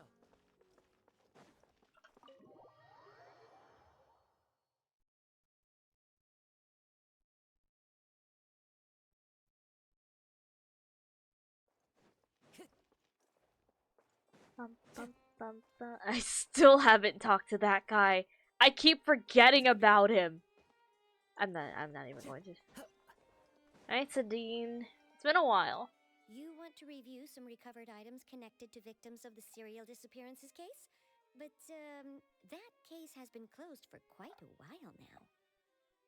Still, since you were the ones who discovered and submitted the evidence in the first place, you don't actually have to submit an application. Okay, please hold on. I'll have someone dig them out. Thanks, Zadine. Zadine sends a staff member to retrieve a box of Aurelia's former stuff. This is all Aurelie left behind. Just whatever she was carrying on her person and this tattered old notebook. Hey! It's full of script lines!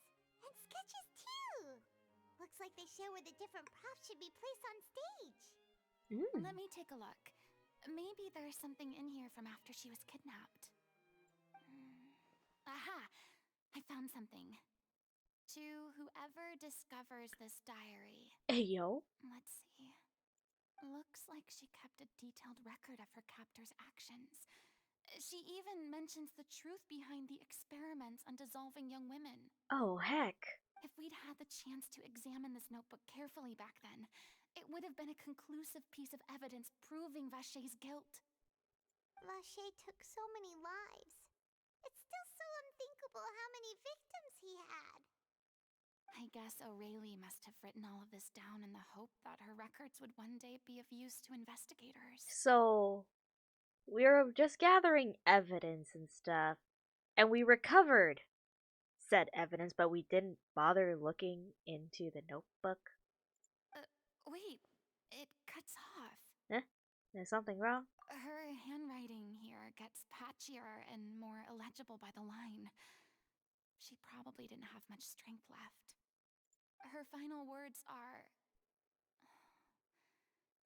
I'll let you read them for yourself. Ah, shit, okay. Someone else was taken. That makes 6. Or perhaps the 7th? Someone tried to escape yesterday, but was caught. She hasn't been seen since. Was that yesterday? Maybe not. I've long since lost track of time. Sorry. I don't know if writing this is of any use, or how much longer I can do it for. I can already see my fate approaching, but what terrifies me even more is the thought of seeing others from the troop here. Have I truly protected them? Sorry. I'm so sorry. I can write no more. I think I have a fever, and my old stomach troubles have returned. But nobody has given me any medicine. I suppose I am more fortunate than crazy? The pain keeps her awake all night. I suppose they think that anything goes so long as the experimental subjects can be used up before they die. It's so damp here. I have given her my blanket. So cold. So cold. So cold. As long as one persists, all things will pass. There will be reward for hard work. I like to tell them such things. But it is I who am losing my grip. If anyone sees this troop safe, important, life, perform, future, regret, Cleo. This page is an absolute mess, and the writer's pen seems to have wandered its surface at random. Only some words can be made out, and barely at that. From this page onwards, the diary stops, to be replaced with lyrics from musicals. Some are in the form of newspaper clippings. Others are handwritten, with many crossing out and changes. It is apparent that the pages have been referenced often, and that this was the personal notebook of artistic director Aurelie. God damn. She was so terrified. She watched a girl get dissolved right in front of her and had to wait for her own death in silence.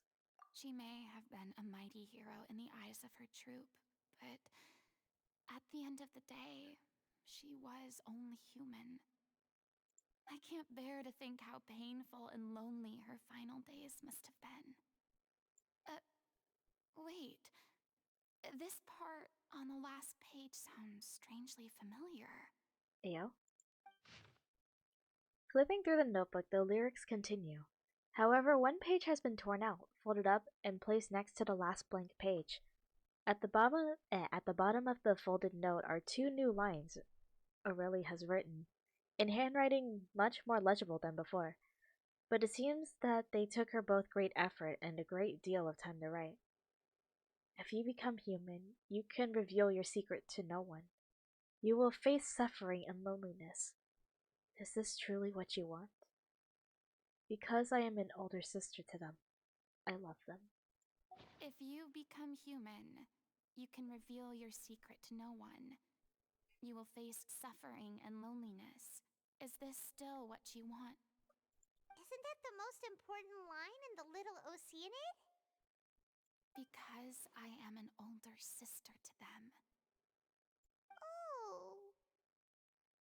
So she didn't regret her decision, even as she sat in silence, waiting for death to come. Damn. I'm sure this is what the troupe would have hoped to hear as well. She had their utmost trust, admiration, and love, and she truly deserved it. Let's go. It's time for them to learn Director O'Reilly's final thoughts. Hopefully this will bring them some closure. Don't.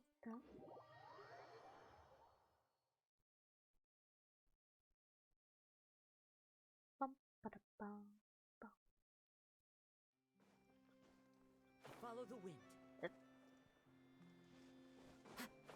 Back to the cozy little theater place, yes.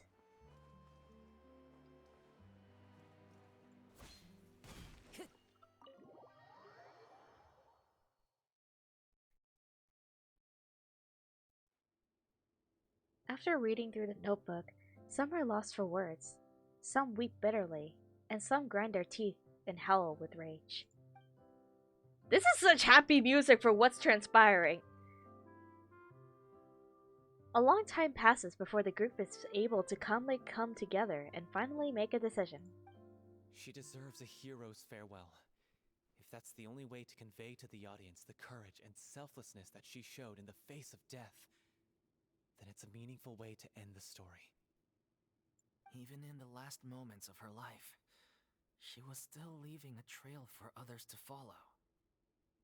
She did her best to protect as many people as possible, even if it meant sacrificing herself. We know what choice our little Oceanid would have made now. I don't think any more discussion is necessary.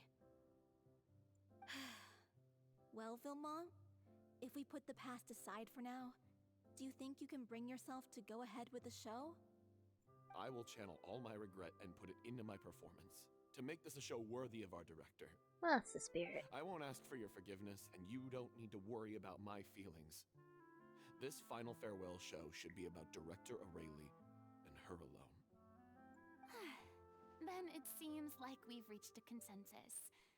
I have a feeling that this will turn out to be the most mesmerizing performance of your lives. Really? How can you be so sure when you've never even seen them perform before? She just knows. Don't underestimate my experience. After watching a countless number of musicals, I've learned one important thing. Yeah, she has like 500 years of knowledge, bro. If you want to move the audience with your music, you must fully commit and immerse yourself in your role, pouring all your emotion into your performance. And aren't human emotions, love, hate, regret, and hope, just the most mesmerizing things in this world? I don't believe anybody could be more committed to bringing this story to life on the stage than they are now. Thank you for the vote of confidence, Miss Farina. And thank you for supporting us through all this. Then, let's not delay things any longer. We need to discuss the details of the ending and get it nailed down once and for all. Actually, before that, I'd like to make a proposal. Yeah? During the curtain call, please allow me to use the director's name instead of my own. Huh? But then... After all, this role was originally meant to be played by the director. I'm just filling in for her. Ah. Besides, A role commemorating her life should be associated with her name. Well, if you're sure you're okay with that, I have no objection to it. Now we're talking like a serious acting troupe. All right, I'll leave you to fine-tune your musical while I go and procure a stage. Procure a stage? Yeah, procure a stage. Oh, it's okay. Our usual place doesn't need a reservation. That place? Oh, don't be silly. For an extraordinary show, we need an extraordinary stage. By which I, of course, mean the Opera Epiclese. Hey, yo. Oh, wait, what? No. That's never going to work. It's far too fancy for the likes of us. What are you afraid of? Surely you don't think that Aurelie's story is unworthy of the grandest stage in Fontaine. No, though that's not what I meant. It is supposed to be your grand finale, right? Believe in yourselves. Go big or go home. I have no problem with it then. How about the rest of you?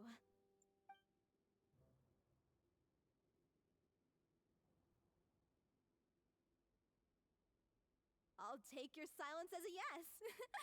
Thank you for giving us this opportunity. It really is a dream come true. Well, then don't disappoint me. If you mess this up, it'll reflect poorly on me too. Come on, we'll need to get the go-ahead from Neuvillette. I know just where to find him. Hey, yo, we're gonna meet up with Hydro Dragon Neuvillette. Heck yeah. First Miss Farina, now the Opera Epiclese? If only the director was still with us. Hey, come on. There's no point in dwelling on that now. We have a lot of work to do. Yeah, you're right. Now's not the time to get all melancholy. What about you, Paulo? During the final scene, maybe we should stop the music just before Cleo takes the stage? Where's Vamon? Best of luck to you. Thank you. You too. That's all you have to say to me? Damn.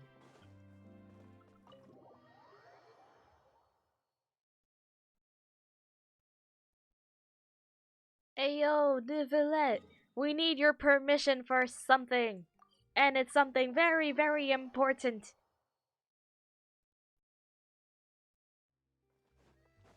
Where are you, Monsieur Neuvillette? Hey, Oh. Look at that. Looks like I guessed right. You were just guessing?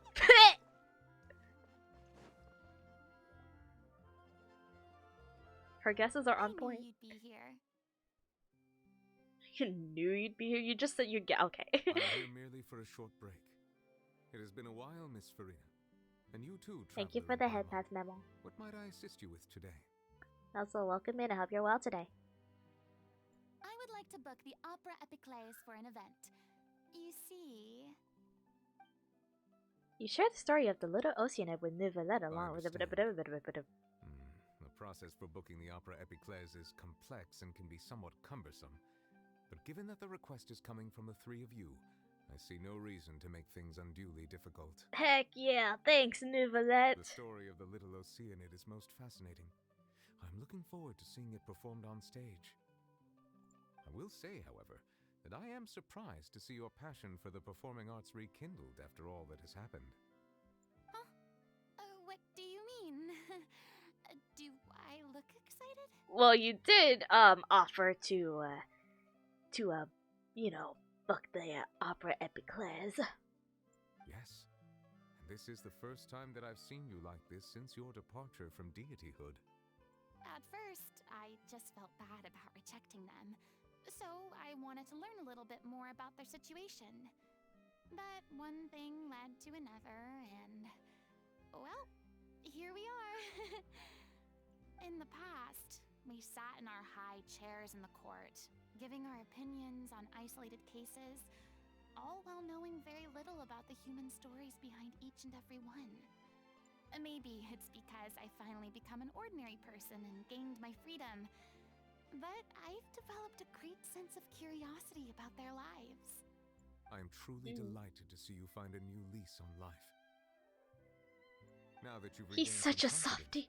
have you had any thoughts regarding a return to the stage? I feel so bad about skipping his banner. Why would you suddenly ask a question like that? Well, if the Little Oceanid turns out to be a great success, it will no doubt become a classic.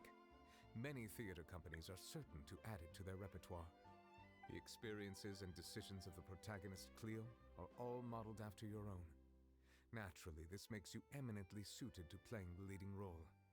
It would truly be a shame if you did not take this opportunity to allow audiences to enjoy your outstanding acting talents once more. Haven't I already made myself clear?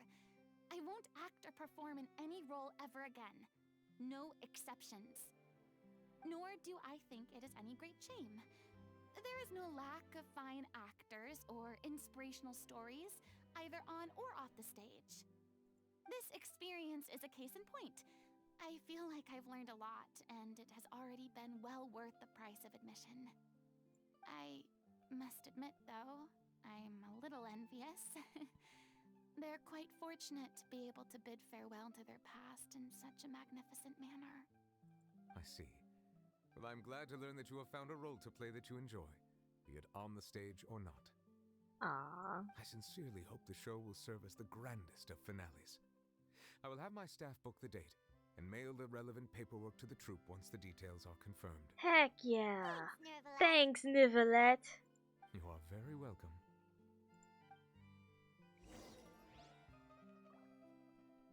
Many people were once enthralled by Lady Farina's performances, myself included. I hope that one day she'll be able to understand that our appreciation was always sincere. Oh, that is adorable. Anyway, return to the rehearsal location and assist with the rehearsal. Heck yeah. This show will be a success. I feel it in my gut. Where? This way.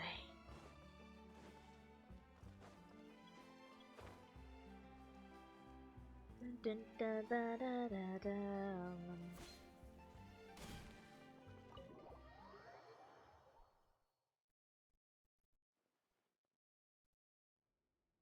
Good news, everyone! It's done. The Opera Epiclese is booked. Thanks to my eloquent and impassioned speech, Monsieur Neuvillette was moved to provide us with a fitting stage for this special performance. Heck yeah! We've had to fight every step of the way for this opportunity, but we now have all of the ingredients necessary to stage a truly spectacular performance. A touching story, a magnificent venue, and last but not least, a passionate and dedicated cast. Now, let's work together and make this show the best it can be. Yeah! This is truly wonderful. The sooner we can finalize the ending, the more time we'll have to rehearse. Fiamma and I just went over some parts of the script and tweaked a few things. I think it's really going to resonate with the audience now. Glad to see they're getting along. Wow, you two had a constructive conversation? That's great! No way, you two had a conversation? Communication is vital to any good performance. Look at us. We've come so far. I never could have pictured this scene a few days ago. It's amazing! Even though Farina's still being a bit of a drama queen about it all, she's really fired everyone up! I'm really looking forward to the final production. Please feel free to give us any comments or suggestions you have. We really value your input. Hey, Loic, get over here. Time to practice the opening number.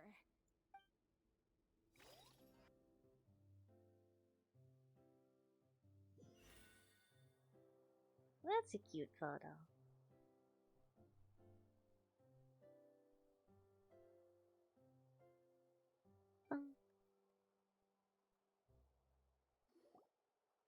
Accursed Cleo. She stole the waters of life from us. She's a fraud, and she must pay for her crimes. This has nothing to do with her. The ignorance and hatred of our people is to blame. How can we hope to win back the water's favor if we don't change our ways? This guy could be useful. Take him hostage. If Cleo wants him back, she'll have to show herself. Leave this place, oh little Oceanid, and never, ever look back! Wow, look at that! Our little our little theater troupe has a large audience. They grew up so fast. Everyone's really throwing themselves into their roles. I haven't seen such a fine performance in a long time. If only... If only? What should we do? It's almost time for her to take the stage! Why does it have to be now? Hey, what's going on? You're due on stage any second now. Oh no, not again. But why? What about your new meds? Did they stop working? No! They've been getting less and less effective over time. I've had to keep increasing my dose. What? I thought they cure it. So they were only managing your symptoms? Well, I mean, she did say it was an incurable illness. If it's incurable, it's incurable. So the meds are practically just to, you know, relieve the symptoms. I figured whatever it took to get me through this final performance. How could you do this to yourself? And after that lecture you gave me about not looking after my health. I'm sorry. I've let everyone down. You... This is a conversation for another time. How can the show go on without its star performer? Miss Farina, I'd like to make a request of you. Oh? Say no more. If you're sick, you need to rest. I know what you're going to ask. Loic, your character has no more scenes, correct? Oh, yeah. I think my scenes are all done. Although, I do have one more line. But I guess another guy in the troupe with a similar voice register could take it. Why? Please take Delphi back to her place to rest. I'll sing the finale. Ayo! From the sublime to the ridiculous. After all that, everything's come full circle. Thank you, Miss Farina. I'm so sorry to put you in this position after everything you said. Never mind. What's done is done. It's really my own fault for getting in too deep. No one likes regrets, myself included. Leave it to me. I've watched you rehearse so many times that I've learned Cleo's part by heart. I do not doubt your acting skills, but please allow me to ask just one more question. After all, this show is dedicated to the life and legacy of our director. What, in your opinion, is the reason Cleo shines so brightly? It's her pure heart. Despite all the pain and loneliness she had to endure, she never once stopped believing in the beauty in this world. Well said. Very well said indeed. I leave Director O'Reilly in your hands.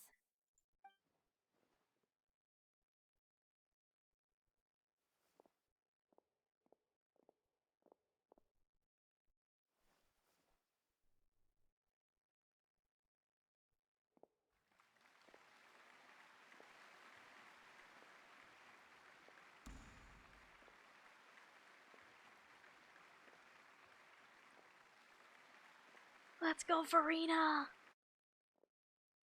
Cutscene? Song? Ayo? Is she here yet? When will she get here? She's not coming! You're wrong. She's here.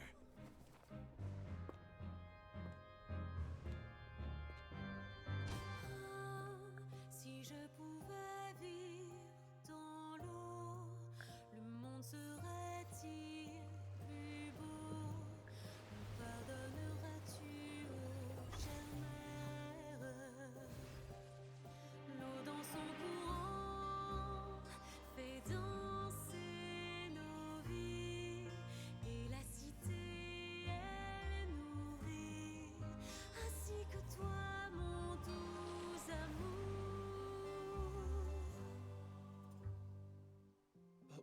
your wish? My wish.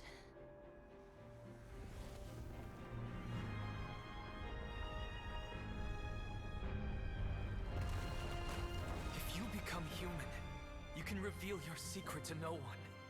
You will face suffering and loneliness. Is this truly what you want? Le grand amour ne suffit pas, seul un adieu fleurira. C'est notre histoire de vie, douce et amère. Moi, je suis seule et toujours là, à voir le monde et s'inventer. Et ça ne changera jamais, jamais.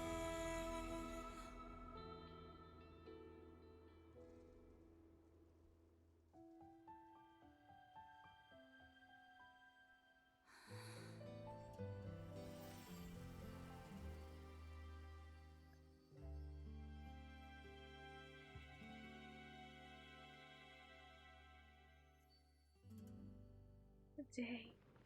I got goosebumps, guys. That was beautiful. That viewpoint is mocking me.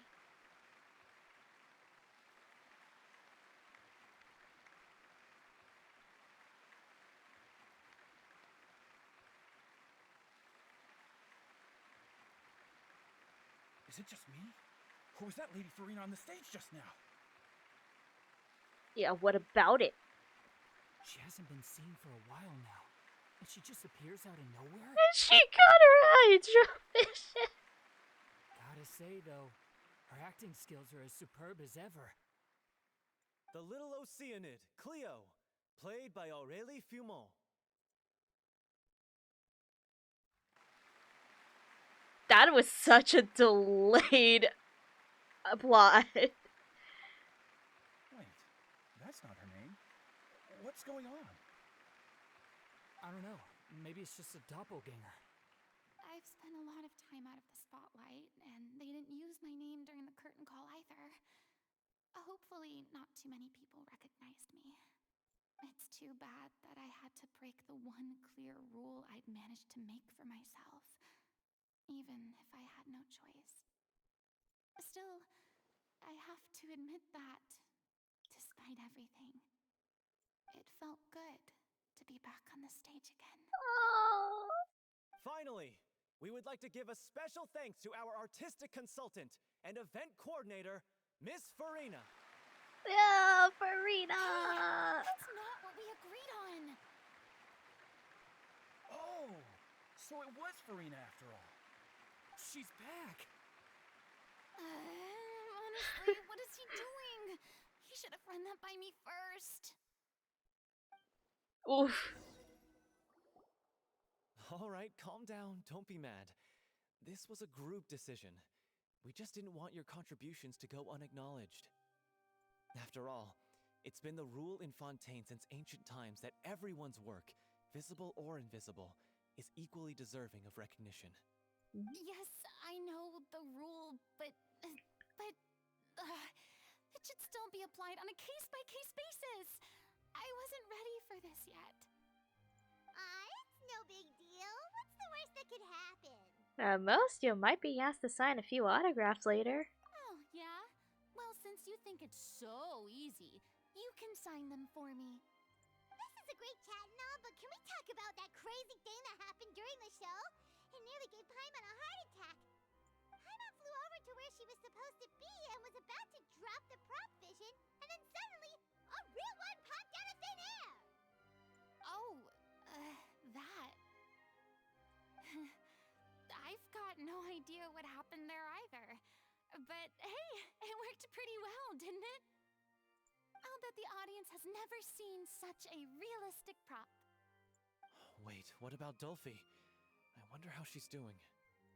Oh, let's go check on her as soon as we finish clearing the stage. Yes. Plus, she'll definitely want to hear how the end of the show went. If nothing else, we can safely say that we accomplished what we set out to do.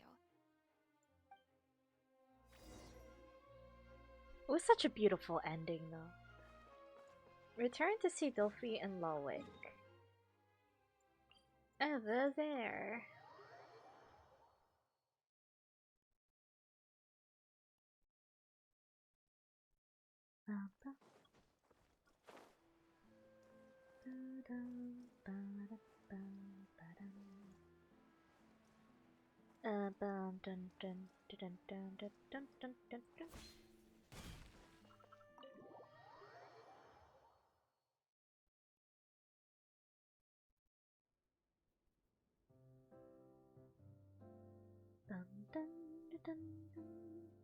Ah, you're back. Yeah, we're back. How are you doing? She's doing okay. Her condition stabilized after taking some of her original medication. From experience, though, I'd say she still needs a few more days of rest. How did the performance go? Was it a success? Did the audience like it? You'll be glad to know it was fantastic! Also, you're not gonna believe what happened while Farina was on the stage. You'll probably be able to read all about it in the Steambird first thing tomorrow morning. That's wonderful. I'm so sorry I failed to see it through to the end. I guess I was wrong to try and tough it out to begin with. All good. Don't worry about it. Like they told me after announcing my name during the curtain call, everyone's work deserves recognition. Even though you couldn't see it through to the final scene, the audience was very impressed by your performance. It's safe to say that you made your mark on this memorial show. Well, one way or another, we did it. I've had bad luck ever since I was born, so I never expect things to go smoothly in life. I'm just happy to know that we went out on a high note. That's all that matters. Yeah. Blaming your bad luck again, are we? Maybe if you didn't push yourself past your limits so much, your illness wouldn't be flaring up all the time. Oh, don't you start. I don't have the energy to argue with you right now. Aw, you two clearly care a lot about each other. Aww. I don't know what you're talking about. Oh my god, these people of Fontaine are always in denial. You mean we never stop arguing with each other? Reminds me of a certain couple in the Fortress of Meripede. So, any plans for the next step? After the brilliant performance you put on, the reputation of your troupe is sure to spread through Fontaine like wildfire. You won't have to disband if you don't want to. You could capitalize on the rave reviews and license out the Little Oceanid to the bigger theater troupes out there. That would do wonders for your financial situation. No, we should still disband. Yeah, it's what we all agreed to. Aw, dang. After all that's happened, I should give you guys some space. But maybe our paths will cross again one day. Hey, don't just walk off! And he just walked off. I still want to keep performing, so I might join another troupe. After watching Miss Farina's performance, I think I'm starting to understand our director's infatuation with musicals. You should do it. It suits you. I'd originally hoped to keep performing too, but I don't know if my health will allow me to. Oh, so now you finally got your priorities in order. I guess I'll hold off until you've properly recovered as well. What about you, Miss Farina? Any future plans? Well, frankly, I think a return to obscurity is no longer an option for me. I'm sure a slew of consultancy requests will hound me wherever I go until I finally acquiesce. You rather sealed my fate there with your special thanks at the end of the show. Sorry. It's quite all right. No need to apologize. What I meant to say is that this whole experience has shown me that perhaps I'm not as averse to a return to the stage as I'd previously imagined. Maybe Nervilette was right. Maybe Cleo is the right role for me. Aw. I still don't wish to pretend to be someone else, but I do have a desire to express myself. So, maybe the show will go on for me after all. There's no need to draw lines in the sand. Just do whatever feels right to you. Yeah. There was once a time when I was an actress in a masquerade, seeking only to hide the truth. But from now on, I want to spend my time learning real stories about real people and how they touch the lives of others around them. I want to watch them blossom and wither, see them refined on the page, retold on the stage, and remembered long into the future. I'm sure this is what captivated director O'Reilly as well. Sounds like you're ready to stop running from your true calling. The more you get out into the world, the more you'll discover what a fascinating place it is. Next time I'll invite you to join me. Then it's a deal. Shame I don't have her! If a vision is a gift from the gods, then I should do my best to honor it. It's a gift from the gods, yes, but fuck Celestia. It's ironic to think that in my whole time as a god, I could only ever dream of receiving this kind of power. And now that the gods have given me their blessing, it actually feels more like I'm finally able to take my fate in my own hands. Is that how humans feel about it as well? Yeah. Dude, the ending of that musical was so friggin' beautiful. I think I'm gonna end up having it on loop for the next week or so. It's so beautiful. I love it so much. It's a masterpiece. I actually got goosebumps after watching and listening. Alrighty. Next we have Depression Part 2, where we get a free Fremine at the end. Okay, you know what? Let's go over here. I think this one's closer. Yeah, much closer.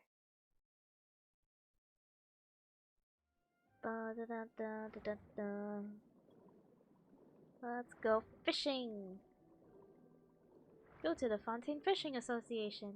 Ah. There are puzzles here that I have not done.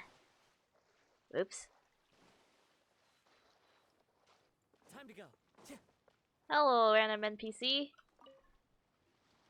That can't be right. Oh, but what if they're real after all? No, that can't be. But what if there's a chance? Greetings, miss.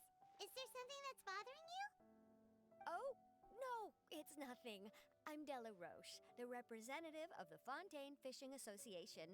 How can I help you? We received your commission request. Oh, so you're adventurers. Oh, finally. Someone has heard my prayers. Paimon could tell you were really bothered by something. Don't worry, you've got two super experienced adventurers right here. We'll take care of anything and everything for you as long as you pay us a little bit of mora.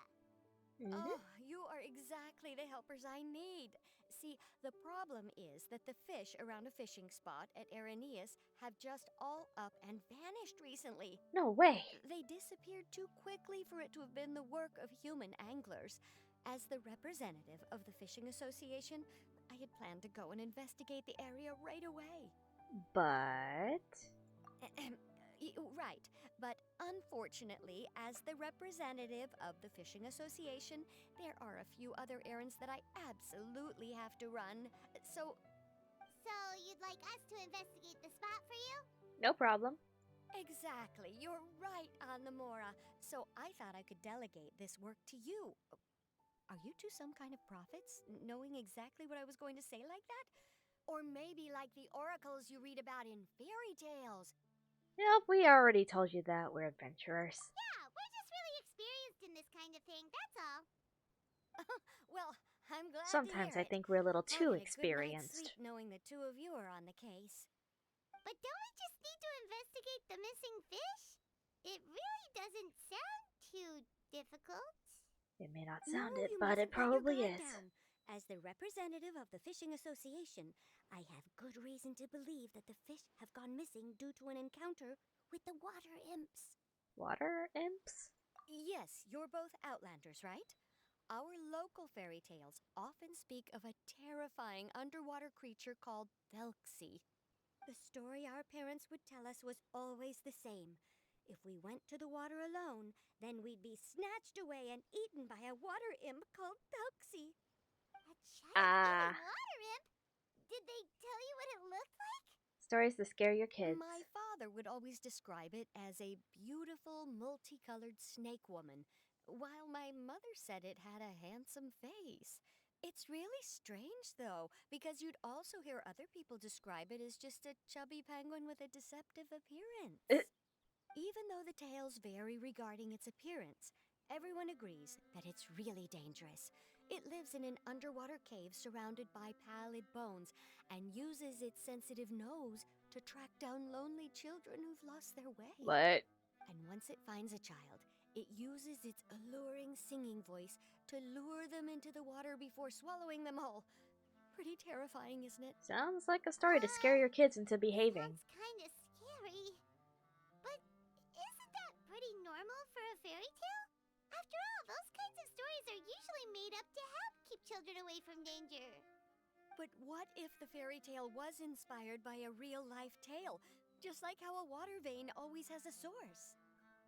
Do you have any concrete evidence? Well, I wouldn't call it evidence per se, but I've heard some rumors lately. They say that someone recently saw a child walk into the water as if he was possessed by something. Doesn't that sound just like he was responding to the call of a water imp? So you mean someone really Who got knows? eaten by a water imp? It's all hearsay, so it's hard to confirm. But still, they all say this happened on Irenaeus. That's no laughing matter if you ask me. Both the Opera House and the Fountain of Lucine were built there, and the sources of many water veins can be traced to the island as well. Combine that with the mysterious mist, the huge tree with expansive underground roots, and the rumor that the fish sheps on the island can understand human language. Is it really so shocking that an island so shrouded in mystery could harbor a terrifying water imp as well? Sure. Why does Paimon feel like you're pulling our leg? You're just piling on the rumors now. Still, if someone's really been hurt, then we can't just ignore the situation, right, Traveler? We'll go check it out. Sure, why not? Marvelous. Then I'll just mark the stretch of water on your map. Don't forget that no matter what, safety always comes first. Wait, it's dangerous to go alone. Take this. Thelxie's Fantastic Adventures Part 1. What is it, like part 1 out of 3? Is there usually like 3 parts to this? To events like this? Oh, this is so cute. Anyway. But over here, nearest waypoint, I'll take the high ground.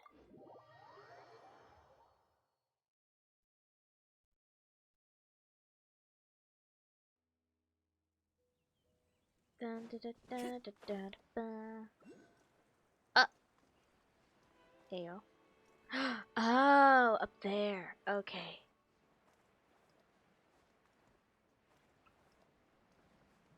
Can I just, does it not, is there something I have to do? Is it interact with this? Do you push it this? Do you not? What is this? Oh. I did something.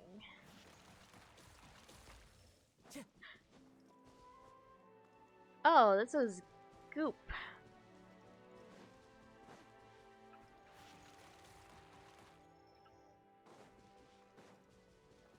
Okay, all the goop is gone. And it moved, and now I can... Follow the wind. Whee! There we go.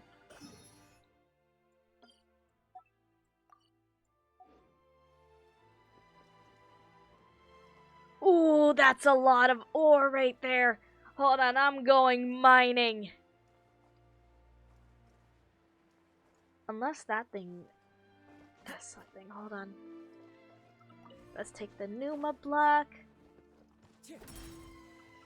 Oh, okay. You know what? Time to go. Don't look over here. Okay, thank you. Alright, where's my miner? Sure. Master miner.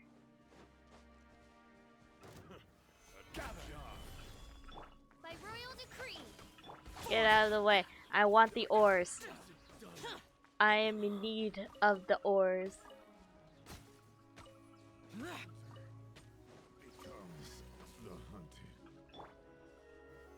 Solidify. I'll take that, thank you. This is a whole jackpot over here, guys. Yeah, hit me all you want. I got a shield, bitch. Stabilize.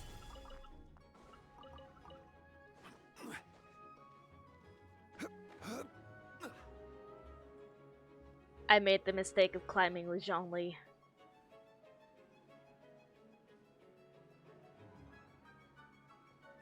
Is this the stretch of water Delaroche was talking about?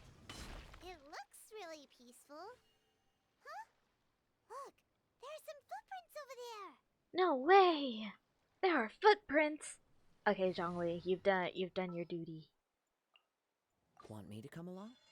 Yes.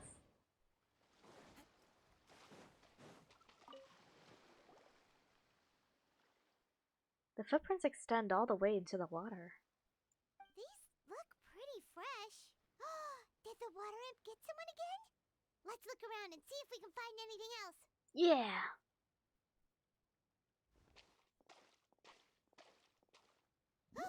Wait, did you hear something just now? No. Gurgling noises can be heard coming from the water. Oh. Until something emerges with a loud splash. The noises grow louder and louder until something emerges with a loud splash. Oh, hey, Fremine. Paimon? Traveler? Relax, Paimon. It's just Fremine. I'm sorry. I forgot I was still wearing this. He removes his diving helmet. The fact that we're aware that Fremine wears a diving helmet, yet in the Archon quest he just dives without a helmet and then ingested some primordial seawater? Make it make sense. Paimon nearly mistook you for a water imp. Thank goodness it was just you wearing your helmet. Huh? A water imp? We're investigating a water imp called Thelxie. Thelxie, you say? How surprising. Huh? You know that name too? Or do you know someone else who's trying to investigate the water imp? No, I think our situations are probably unrelated. Then could you tell us about what's going on with you? Sure, if that's in order. I know the name because of one of my employers. She noticed the clockwork penguins I brought to the workshop and contacted me through the shop's owner. She has commissioned me to make a special toy. Following her request, I've named the toy Thelxie. Oh. Huh? But isn't it a little creepy to name a toy after a water imp? Wait, hold on! Fremine, you never take commissions from other people! Ayo. Yeah, but, she made a special request, but out of respect for her privacy, I can't really talk about it. Ah. It's alright though. She'll be coming over to check on my progress shortly, and I'll just tell her that you're two of my trustworthy companions. Hearing that, she might be willing to share some information, and you'll be able to continue with your investigation. Huh. Even though you seem a little cold and reserved sometimes, you're still really considerate. Our target isn't necessarily the water imp, though. We're primarily here to investigate the disappearance of the fish. The fish? Yeah. The fish are going missing. Fremine nods slightly and seems lost in thought after you tell him about the commission from the Fishing Association. Suddenly, his breath catches in his throat. What do you do? I I think I may have connected the dots. These past few weeks, I've been taking Thelxie for underwater testing every day. The pressure testing makes a lot of noise. Oh. So, all that about the disappearing fish? Well, it was probably because of me. Oof. So that's how it was? That actually makes a lot of sense. Wait, so could that mean the child we heard about who walked into the water was also... Just Framine, preparing for another day of work. Yes, I think that's quite likely as well. So in the end, it was just Framine! Paimon spent all this time imagining what a water imp from the fairy tales might look like, and it all turns out to be just a hoax. Yeah, it's just a fairy tale. I'm sorry. It sounds like I've created a lot of trouble for everyone else as well. I'll try to finish this commission as soon as possible. Once I'm done, the fish should come back. Don't worry about it. It was just a misunderstanding. Yeah, we'll be happy to help. Is there anything we can do? Thanks for offering. But I can't trouble you any more than I already have. Hey, it's no trouble at all! Didn't you just call us your trustworthy companions? Yeah. Companions are all about helping each other, you know? But don't you need to report back to your commissioner? Nope, Oh. that's not how it What? works. See, Paimon's got these commissioner types all figured out, even though we were just tasked with finding out why the fish had gone missing. If we tell them now that it was all just a misunderstanding, you can bet they'd just immediately hand us another commission to help them get the fish back. You know what? That is true. Yeah, we're just really experienced in this kind of thing, that's all. Exactly! So if we can help you finish up your work and get the fish back, that would save us an extra trip! Is that what you'd like to do Wait, as well? but Paimon. But you know, with commissions come money, so if we were to report back saying, oh yeah, we found the case to the disappearing fish, we found the reason for that, we get paid. And then she will commission us again, so we get more money. Huh. Alright, I'll trust your judgment. Please follow me. I've made a makeshift camp over there. Camping. I've never gone camping. I've stored Thelxie in the tent. He can respond to some simple verbal commands. You can try calling his name and see if he'll come over. Whoa, sounds pretty advanced. Let Paimon give it a try. Hey, Thelxie, are you there? Oh my god. That's so cute.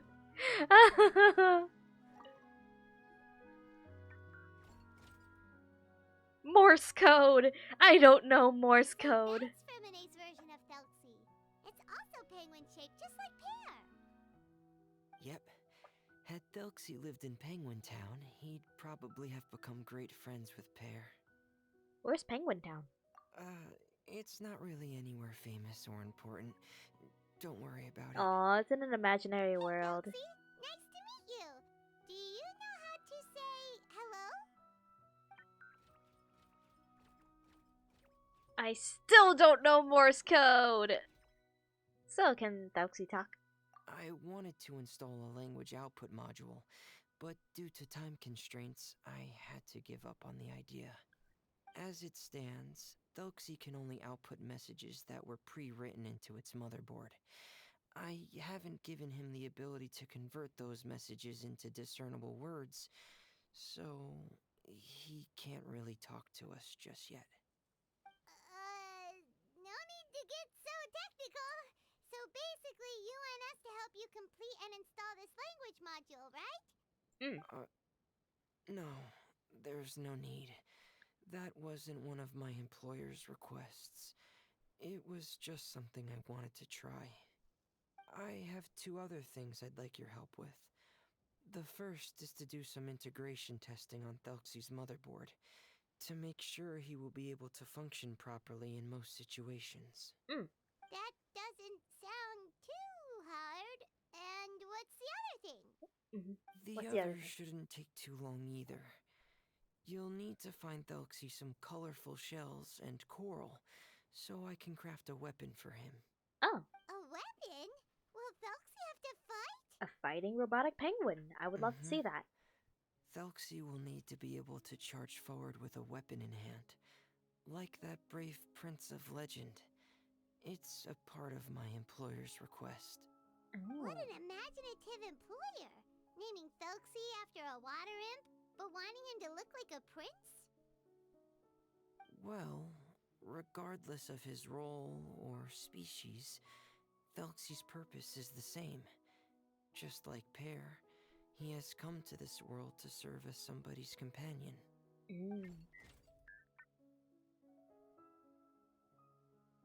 Whoa, Thelxie just said something again!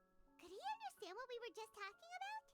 I wish I knew. He can react to certain key words, but unfortunately, due to the lack of a translation module, he still can't quite communicate with us.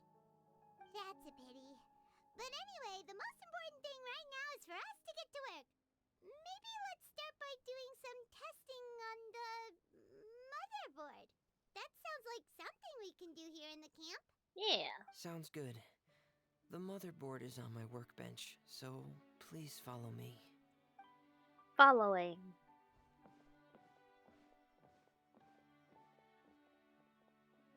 Ah, here we go. I have this testing manual, so feel free to reference it if you get stuck. Want Okay. to give it a try? It's okay if you don't succeed immediately. I've got a lot of backup boards just in case. I'll give it a try. Why not? Knowing you, I'm sure you'll be able to figure it out. Yeah, it might take a while, but I'll figure it out. Okay. Debug motherboard. Equipable circuit limit 6 at 8. Okay, so left click to drag and assemble the circuit.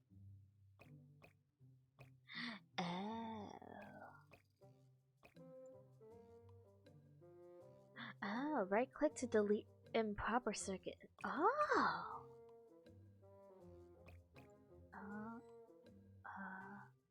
Oh.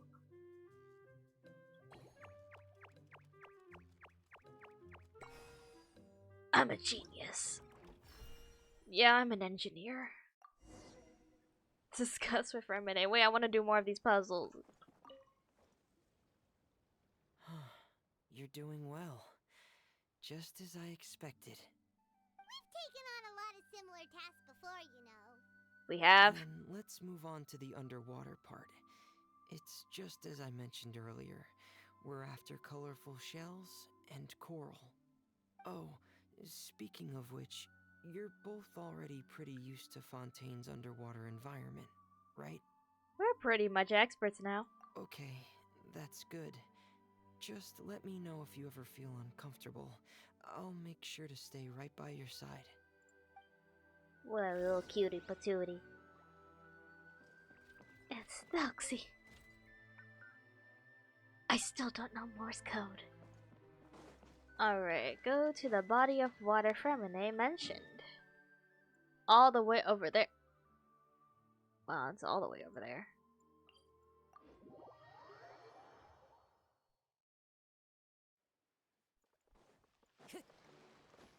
I forgot I left my wave rider here.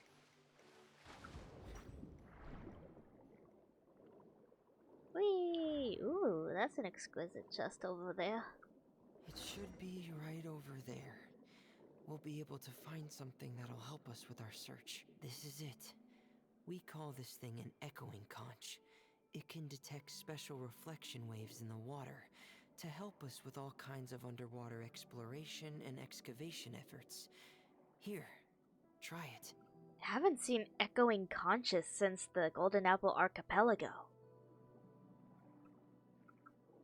That's what today is? What is today? Tuesday? Did you notice any interesting places? The echoing conch should have detected some just now. But I Trinata, welcome and I hope you're well today. Check them out. Weapon materials. Okay, pick up.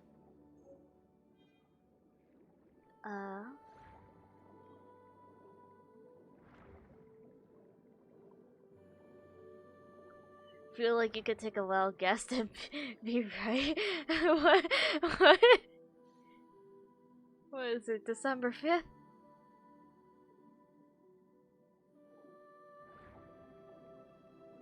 Why is there a target on me? It's your birthday? Oh, heck, happy birthday! Happy level up day! Wah! I'm looking for echoing edges. Where am I going?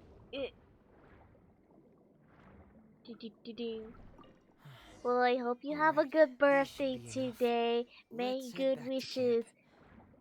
Thank you. Cheers for to another staying out here year. with me all this Wow! time. Anyway. Can I just tell? You got a 6-figure job offer today too. Oh heck! So you know it's an alright birthday. Oh heck, dude! Congrats! Who is you?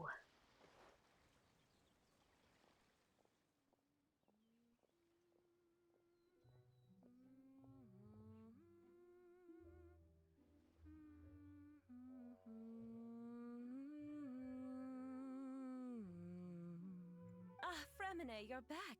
I thought you might have been out diving. I'm sorry, Madame d'Estray. I must have kept you waiting. I can report, though, that the construction of Thelxie is going quite smoothly. There's no rush. I'm your employer, not your supervisor. And these two are... I am the They're two companions, of my yes. trustworthy companions. They're here to help me work on Thelxie. Yeah, because I'm a genius. Yes, I see. I suppose it's only natural for someone responsible like you to have some reliable friends. It's really nice to meet you, Madame d'Estray. Are you Fremine's employer? Paimon is Paimon, and this is the Traveler. Greetings, my new friends. Just call me Zuria. You are both so adorable. The sight of you reminds me of little fairies under a cottage roof. She's a fairy. Oh, do you really think so? Do I look like a fairy too? Of course. If my child had friends like you, then perhaps he wouldn't have become so obsessed with the tales of water imps. And I wouldn't have had to trouble Fremine here with this commission. Obsessed with the tales of water imps? Ah, so you don't know anything about my request yet? I would have thought Fremine had explained it to you already. Well, Fremine told us that it was a private matter, so he didn't want to just share it willy-nilly. I see. So Monsieur Fremine is even more discreet than I had thought. As you are assisting him with the project, I believe it'll be beneficial for you to learn more about its vision and history. But it would be quite impolite of me to simply pile all of my troubles on you without your permission. So, would you like to listen to my story? Ooh, story time. You can tell us anything. You've already said nice things about us, so we'll try our best to help you get through your troubles. Ah, what a lovely little fairy. Then let me think of a way to put my situation into words. I'm sure you're already familiar with the tale of the water imps, right? Yeah. Simply put, parents came up with a story, painting water imps as scary abductors in an effort to convince their children to stay away from the water. My child is rather special, however. While most other children are terrified of Thelxie, he's infatuated with him. Infatuated? With a water imp? What a brave soul. Yes, he told me that he thought the water imp might have just been misunderstood. In his mind, instead of singing to abduct children, the water imp actually sang out of a longing for companionship. As a result, he often goes near the water in secret. Huh. Interesting. So he wanted to become friends with the water imp so it wouldn't be lonely any longer? What a unique way of thinking. Aww. What a pure soul. Thank you, little Paimon. He indeed has always stood out from the crowd. He was actually diagnosed with loneliness syndrome when he was only 8 years old. Loneliness syndrome? It's a type of mental disorder.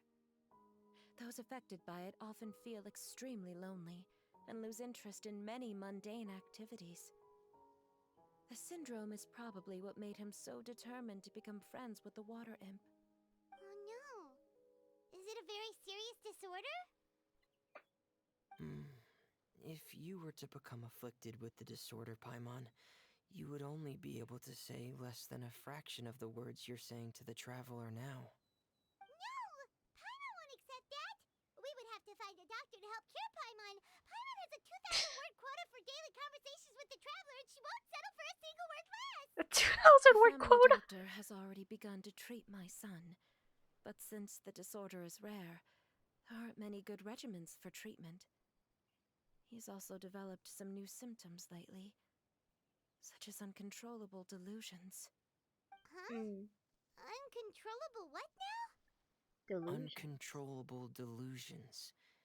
To put it simply, he can no longer differentiate between fantasy and reality, and spends all his time in his fantasy world. Then what is he seeing in his fantasy world? Many It's things, a dream that probably. he often mentioned to me when he was younger. I've compiled what I could understand of his recent rambling. It goes a bit like this. Once upon a time, there was a splendid and magnificent underwater kingdom of water imps on the Zalasia plain, 500 feet beneath the surface. Countless lovely water imps lived in houses made of rainbow shells and corals, tending to sea animals during the day and singing between fields of golden tidalga during the night. Everyone led carefree and blessed lives until the day of the iridescent parade, the important festival during which the new king would be crowned. Before the festival, all water imps would select the most precious pearl they owned, wrapped in golden branches and leaves, and offer it to the most beloved prince. And during the day of the parade, the prince would cross a rainbow bridge made from all the offered shells and accept the crown from his father amid the applause of his subjects. Finally, the new king would bless everyone with his well wishes. And as for the prince's name, it's none other than Thalxi. Amazing! Your son came up with all of this? He really crafted a lovely fairy tale world for Thalxi. It's like a beautiful dream. Heck yeah. But perhaps no beautiful dream can ever last long. You see, the story ended with a twist. What?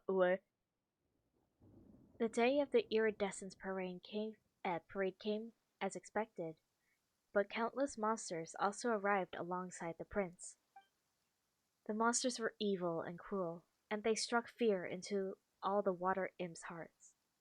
The water imps, adept at singing as they were, could not defend themselves against the monsters. So the kingdom fell, the king was killed, and the water imps were locked behind bars. The rainbow bridge lost its color and crumbled away.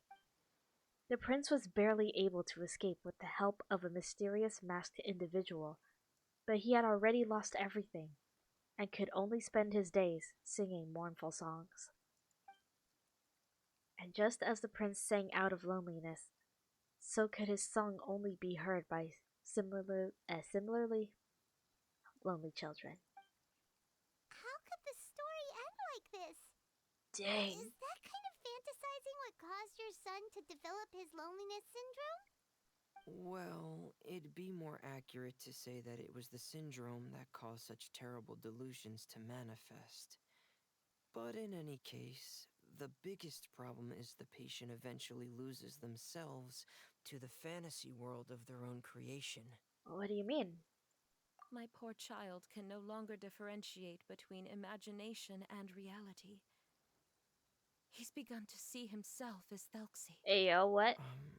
Perhaps in his mind, the loneliness he felt became the same as that of a prince who lost everything he ever loved or stood for. What? So that's what you meant by uncontrollable delusions. Then we have to help him snap out of it. Alas, most of the time he acts as if he can no longer sense or interact with the real world at all. I've had several discussions with the doctor, and we think it is best to try to guide his fantasy. Guide his fantasy? He once wanted to make a picture book of his imaginary world. But since the disorder progressed too quickly, He never quite got past the first page of the book. If we could use this book as a breakthrough for his condition. Here, you can take a look. Ah, so Zuria's son also saw Felxie as a penguin. Oh, he looks so sad. What we should do now is help him complete this picture book. However, we'll lead the story to a different ending. One where the water imp prince is eventually able to restore his kingdom with the help of his friends. We'll need to chase away his loneliness and sorrow and let him perceive a world full of hope again. That's what I mean by guiding his fantasy. But if we just need to finish the picture book, why does Femine need to make a Felxie as well? Because we need to treat the book's story seriously, as if it's a history of things that have really happened. We'll need to go on a journey like Felxie and help him regain his crown and country. But my child can no longer go on a journey of his own. This is why I commissioned Fremine here to craft a Thelxie, and then I'll paint the journey with this Thelxie into the picture book. Ah, like a stand-in for your son! Paimon's starting to get it now. Oh, you really put a lot of thought into this, Zuria. Paimon still has one question, though. Where will we be able to find a Water Imp Kingdom? Excellent There question. are some ruins on the seabed of the Salacia Plains. I've already asked Fremine to research them for me. We'll be able to use one of the ruins as the kingdom. Oh, so we'll just need to act out a performance of, a brave journey through the Kingdom of Water Imps. As long as we chase away the monsters in the ruins, it'll count as chasing away the monsters in the Water Imp Kingdom, right? Yeah, Sadly, no. maybe? No? We Okay. won't just be putting on a performance. It's just as Zuria said. We need to take this seriously. And the only way we can take this seriously is if we choose to believe everything that's happening is real. So we'll be playing it straight? Or, making it a fully immersive experience? Oh, neither of those really sound right. Well, either way, we'll still be able to help, right? I'll try my best. We got this. It's all right. There's no need to get that serious. It's not a big deal. I believe in my son. We can just see this as him wanting to stay asleep for a bit longer, because he's so enamored with his dream. Zuria. Keep your spirits up, everyone. If we were to look troubled, my son is sure to become anxious as well. I should be heading back right about now to check on my son. We temporarily moved to a place on the hill over there, so my son will have a better spot to convalesce. It's not far from the water, and there's also a great view. Feel free to come find me if anything urgent comes up. Will do. Understood. There's also one last thing. Since these two friends were able to help me out, I've made some more progress on Thelxie. I estimate that he should be ready sometime tomorrow. That's great news. I must thank you all. With that in mind, how about we meet here in 2 days' time to head to the Kingdom of Water Imps? Sounds good. All right, everyone. Let's meet again in another 2 days. No problem, lady. Zuria sure is a brave and optimistic lady. Fremine, do you think her plan will work out? Let's discuss that over by the tent. There were a few things that I didn't bring up because the Madame was here. What are these things that you couldn't bring up? Thelxie Development Log 3. I've already spent more time than planned on the okay. Fremine. What is it, Fremine? What did you want to say? If you don't mind me asking, I would like the two of you to mentally prepare yourselves. Mentally prepare ourselves for what? This is the first time that you've met anyone with the syndrome, right? I know you two are both really strong and will do everything you can to help the child. But with the syndrome being the way it is, if things don't quite turn out as we wish, I hope you'll be able to accept the outcome and not put too much blame on yourselves. Ah. Fremine, why do you bring this up all of a sudden? Didn't we just promise Zuria that we'll be optimistic about everything working out? It's not that I'm not optimistic. It's just... You know this illness really well? Ah, so that's why you looked like you knew exactly what she was talking about. Wait, Fremine, don't tell Paimon that you also... No. Please don't misunderstand. I've never had it. I've just seen many cases of it at the House of the Hearth, back when we lived under the previous director. They say there are many factors surrounding the development of this illness. I've heard everything from hereditary factors and one's state of mind, to environmental factors, and even ley line disorder effects. Some even say it could be caused by contamination from god remains. And from the cases I've seen, there weren't many positive outcomes. In the worst cases, the patient could even pass away. Oh, heck. What? It could get that serious? And here Paimon thought they'd just stop talking as much. Yeah, that's just the nature of it. So, if you'll find it difficult to cope with the worst case scenario, I would prefer that you back out right now. I don't want you to help only to feel like you failed. Don't worry, I've seen all kinds of strange things and difficult things in life. You've got a point. I'll give it some thought. Yeah, that's right. Paimon's seen all of those things too. No matter how hard it might get, we won't be scared. Really? Then in that case, let's see this real-life fantasy adventure together to the end. Yeah! But Paimon has a question. If this illness can really be as bad as you've described, then do you really think Zuria's method will be able to help? After all, we'll just be using a toy as Thelxie and some ruins as the Kingdom of Water Imps. The whole adventure will only be turned into a picture book for her son to read. Well, I think it should be able to do something. To harbor a fantasy means that the child wants to save himself somehow. The only reason he's allowed his dream kingdom to fall is because he's lost control of his heart. But if we can help him regain control and escape from the darkness, we'll be able to change his world. What is this, Kingdom Hearts? Like helping someone who's lost their voice be able to speak again. Oh, Paimon sees what you're saying now. Huh. How do you understand all of this so well, Fremine? Well, maybe because I have also had many of my own dreams in the past. I even had my own fairy tale world, much like that boy's. I was able to draw a lot of support from it, so I believe in the power of fantasy worlds. Yeah, I know exactly how you feel. So the penguin town you mentioned was... So you remembered. Yeah. What penguin town? Why doesn't Paimon remember? Is that also a fairy tale world? Don't leave Paimon in the dark! Suddenly, Fremine pulls out a diving helmet and puts it on his head. Hey, why did you put that on? It's just one of my personal quirks.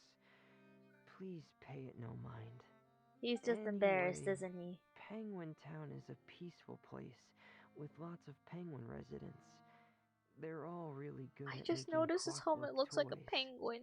And Pear is the town's triumphant hero, as well as the one who quietly protects the whole place. Pear? But didn't you make Pear yourself?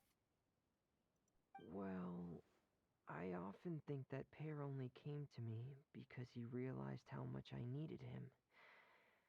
So it's not so much that I made Pear, as Pear chose me as his friend. Fremine, are you sure you're not losing control of your fantasies as well? No, I don't think so. I can still differentiate between fantasy and reality. I just believe that the fairy tale world of my dreams must also exist somewhere. It might just be hidden, which is why it's difficult to see. Or it will only reveal itself at very specific times. Specific times? Like when you put on your diving helmet? Yeah, that's the general idea of it. Really? Paimon just said that because you put on your helmet. Have you ever observed the surface world from underwater? It's as if you're viewing a whole different world from the outside. It's a very surreal feeling. Both alienating, but also as if you're being protected by something. I have a similar feeling when I put on my diving helmet. In those moments, it's possible to see some truly wondrous things, as if a fairy tale has become reality. It's almost like a sort of miracle. Really? Like a miracle? Now I want to try on your helmet too. Well, if that's in order. I'm just kidding. Yep, that's in order. Hey, Paimon still has Thelxie's weapon to make. We don't want to bother him now. Right. I still have to collect some tools I'll need to craft the weapon. I've got to finish everything before tomorrow. Thank you for reminding me, Paimon. I'm sure there'll be other opportunities for you to try my helmet. Dang it. Thanks for all of your help. I'll be off for now. Let's meet up here again in 2 days. Fremine hangout when? Part 1 complete. What?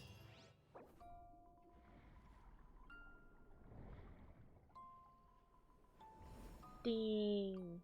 Look at that pretty art with the Morse code that I cannot read.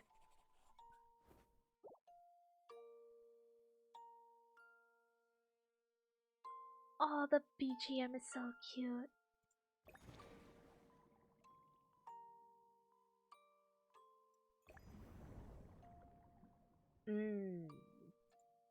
Okay. Okay, so this is just the mini game stuff that I'll most likely just be doing off stream anyway. Wait until 2 days later. Say no more. I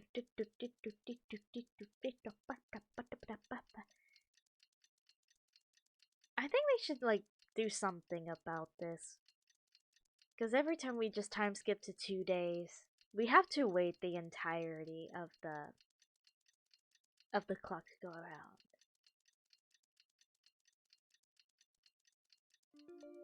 Awesome. Is your child feeling any better? Thank you for your concern, Fremine. His condition is fairly stable. The family doctor said we might be able to take him out for a stroll today. Ooh, a stroll.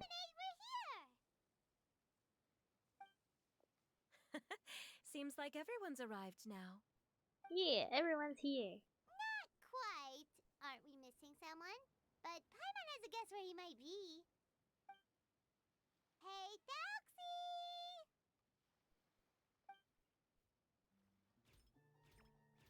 Oh my god, he has a shield and sword. Sword and shield.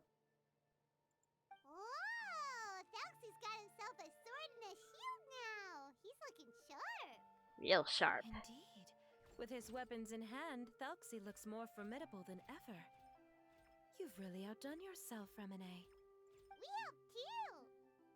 Yes, you really had a good eye for materials. Everything you found was high quality. All in a day's work Speaking of an which, adventurer. Zuria just told me that she wants to end the adventure with the coronation ceremony.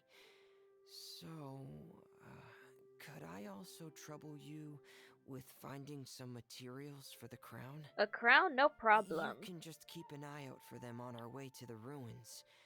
I was planning to collect the materials myself, but then I realized you might be able to find some prettier ones than what I could get my hands on.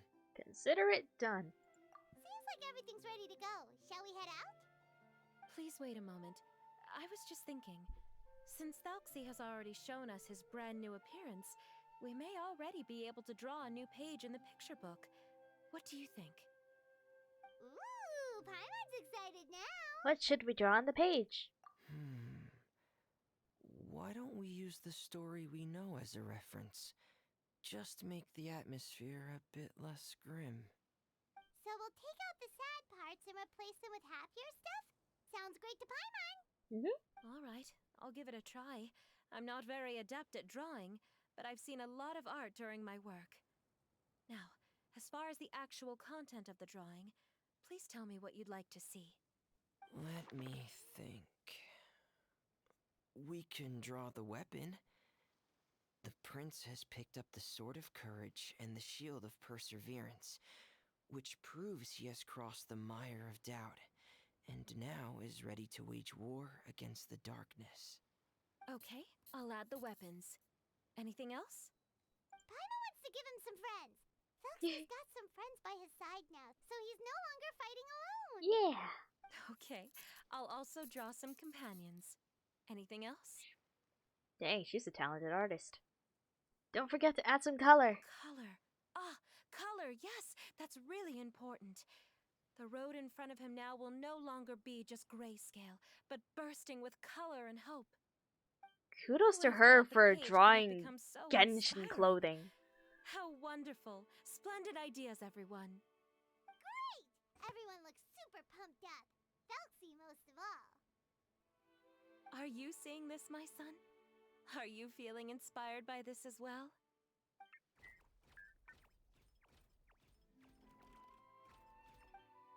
I'm sure he is, Zarya. And this is still just the first page. That's right! Paimon can't wait to see the picture book when it's all finished. We should finish it as soon as possible and keep up the belief and hope in our hearts. Yeah. I'm starting to look forward to it as well. So let's get the show on the road and head towards the Kingdom of Water Imps.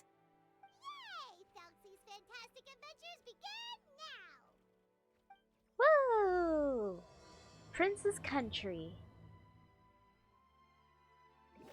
After some time, you arrive at the shore above the underwater kingdom of water imps.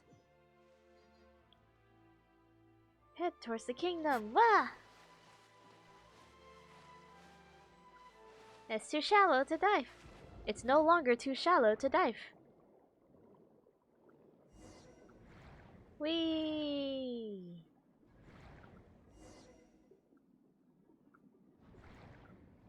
I could have just collected that Tidalga, but oh well. Look! Those are materials that we can use for the crown, right? Let's get some for Feminine. Sand. Sand. What is this? Inscribed shell? Those are pearls that were his eyes, nothing of his to fade. Oh, okay. Sand.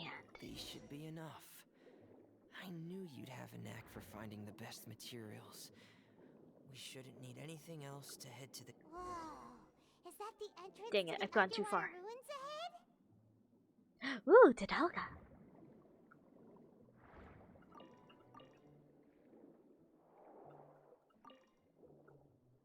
Anyway. Domain. Assaulting the Water Imp Kingdom. Continue. Okay. Unleash the shockwaves at Delsey's position. Wait. This is... I am supposed to be here, right? Yes? Okay. Probably. Maybe. I don't know. You know what? Let's just bring in the main team. Where's Bennett? I lost Bennett. There he is.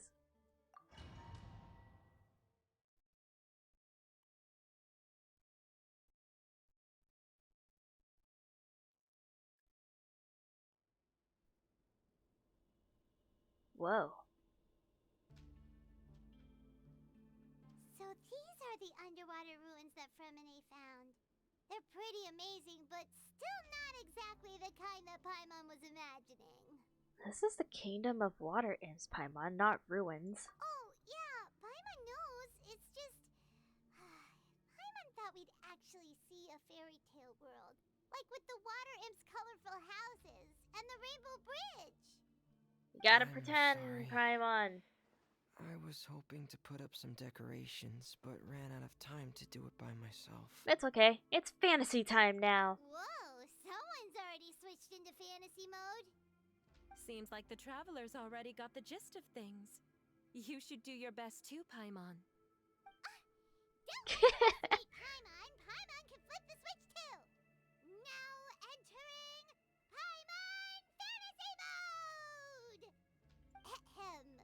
Young adventurers, 'tis Paimon, guardian goddess of this land.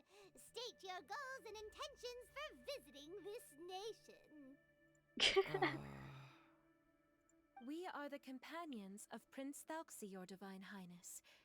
We have come to help him reclaim the glory that he has lost. Oh, reclaiming your glory? Thy goddess here has golden glory, silver glory, and bronze glory. Which is it that the prince has lost? Huh? Paimon. Did you break character, Paimon? Not at all! This is the goddess's test! Ahem. From your responses, the goddess has concluded that you're all brave adventurers without the taint of greed in your hearts. As such, you are worthy of everyone's respect. So please accept the goddess's reward. The goddess will now bestow all 3 types of glory upon you. And as for this prince, the goddess will also bestow upon you the rainbow glory, so your future will always be filled with light. Aww. My gratitude to your Divine Highness for such generous blessings. Power is now surging through every part of my body. Me too. Is this the divine inspiration of legend? All thanks to the power of Goddess Paimon. Now, adventurers, forge bravely ahead and defeat the monsters that have taken over the kingdom. You will be sure to find that which you seek.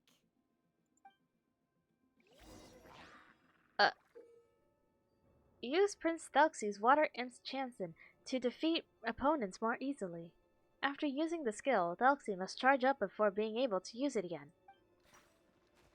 Got Be it. careful, brave adventurers. Just after some evil enemies Oh, have sheesh. invaded the kingdom of water imps. They're called hilly churls of the deep.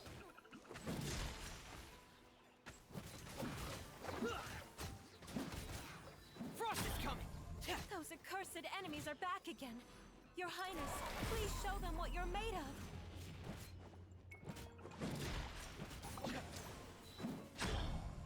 Frost is coming! Getting here!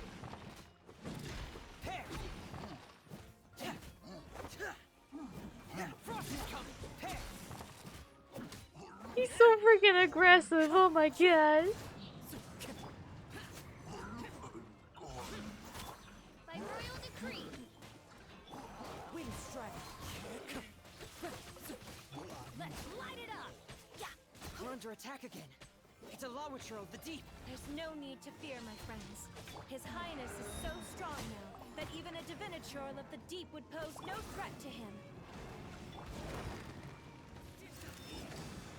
Worthless! Whoa. It's finally over. So have we defeated the evil monsters and reclaimed the kingdom of water imps? Yes, it should now be time for us to attend Thalxi's coronation ceremony. The only thing is, I didn't expect this to go so smoothly. I thought it would have taken longer for us to reach the heart of the ruins. It was my mistake. I should have told Fremine earlier that we would also need a crown. It's all because the Traveler and Goddess Paimon were too strong. We just eradicated all the monsters in one go. It's okay, Zuria. We can come back again once I've made the crown. Then I must thank all of you again for taking the time, and you too, Thalxi, my child.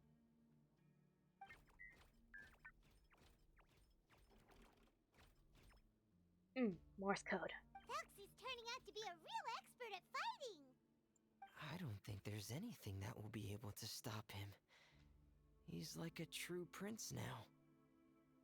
Yes, I agree as well. Let's head back to camp for now. I asked the traveler to search for some materials on the way because I want to make the crown as soon as possible.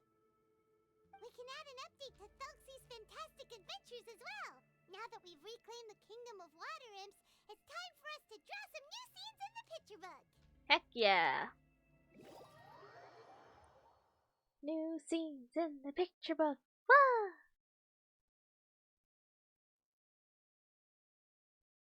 Zuria and Fremine, why don't we draw the new pages first? Paimon really wants to update the picture book. You just want to see someone draw Goddess Paimon. Goddess with 3Ds. Goddess Paimon. Hey, you didn't have to say it out loud. No problem. I'm happy to oblige. Then in that case, the story today should go something like this. After overcoming many obstacles, Prince Thelxie and his brave companions finally arrived at the entrance to the Kingdom of Water Imps. At this time, the little fairy in the group, Paimon, revealed her true goddess form to her companions. Foreshadowing, maybe? Has arrived. She praised the companions for their purity, and to reward them, she bestowed upon them many blessings, and even prayed that the prince would be able to fulfill his goal. Bathed under the goddess's glory, the prince and his companions charged into the bastion of evil, chased away the monsters, and rescued the pretty water imps from their imprisonment. The prince finally managed to reclaim his kingdom, but as for the crown... Oh no, the crown isn't ready yet! No. The crown was within the prince's reach, but the monsters took it with them as they fled. They haven't given up and are sure to return, but the prince is certain to reclaim the crown the next time they fight. The brilliant rainbow shall descend onto the kingdom once more. Dang. Oh, and Paimon can almost see it all happening now! Whoa, the pages are beautiful! Zuria is really talented at drawing. Thank you, everyone. We've also completed the second page of the picture book now. Thelxie's journey is one step closer to its end and the promised coronation. My child, you'll also be able to brighten up when that time comes, right?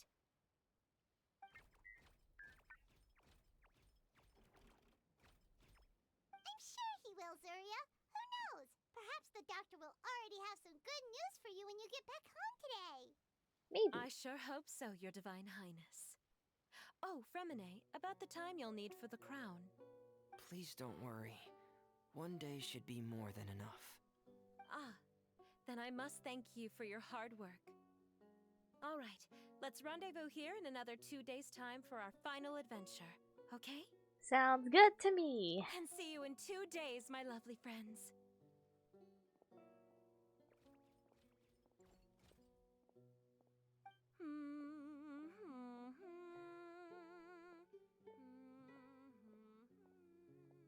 Alright, it's about time we start heading off too. You've still got some work to do, right, Fremine? Yeah, I'll need to go to the city shortly to get some parts for the base of the crown. I want to try out a few different designs and choose the one that looks the best. Fremine's really dedicated. Yeah, Paimon knew that you didn't often take commissions from others, but Paimon had no idea you'd be so dedicated once you're on the job. Well, about that, it might be because... Because what? It's because... I hope... What's the matter? And what's with that look on your face? You're turning red, and it looks like you're about to run away and put your helmet on again. Am I turning red? Don't tease Fremine, Paimon. Alright. We won't bother you anymore for today, Fremine. For today. We'll see each other in 2 days' time. Okay, thank you. See you in 2 days. See ya.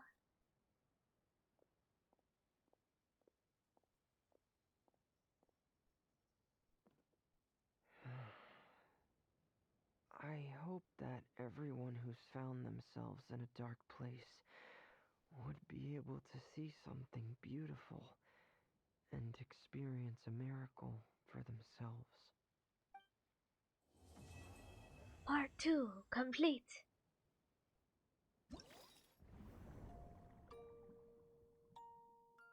Wow, and this is, I'm assuming, the battle portion of each of the event. But wait till 2 days later. Say no more. We're all meeting here at like 1 in the morning. Because why not? Will there ever be a day where I actually fall asleep before 1? Highly doubt that. But who knows? There are leaves around. Today's the final day of Felxie's fantastic adventures. Let's go find Fremine at his camp. Yeah. Fremine. Hey, Fremine! Felxie! We're here! Hello, Paimon. Hello, traveler.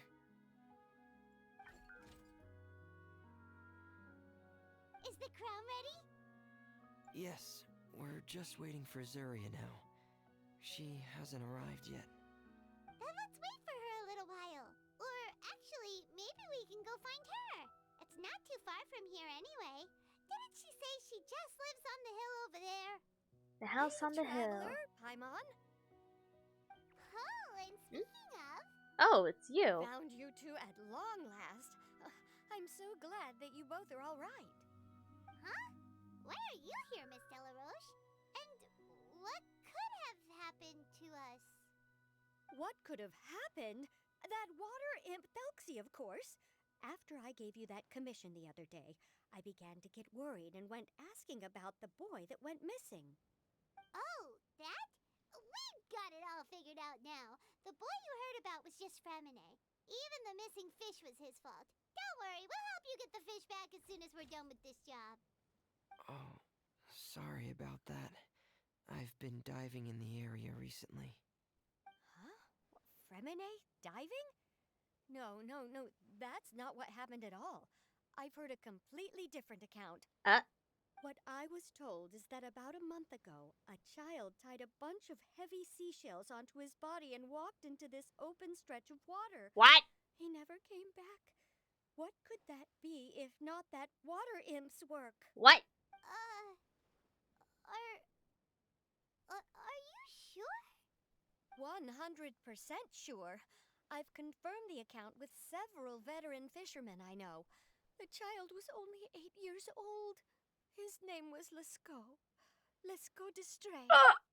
Wait, Lescaut d'Estray? Wait a damn minute.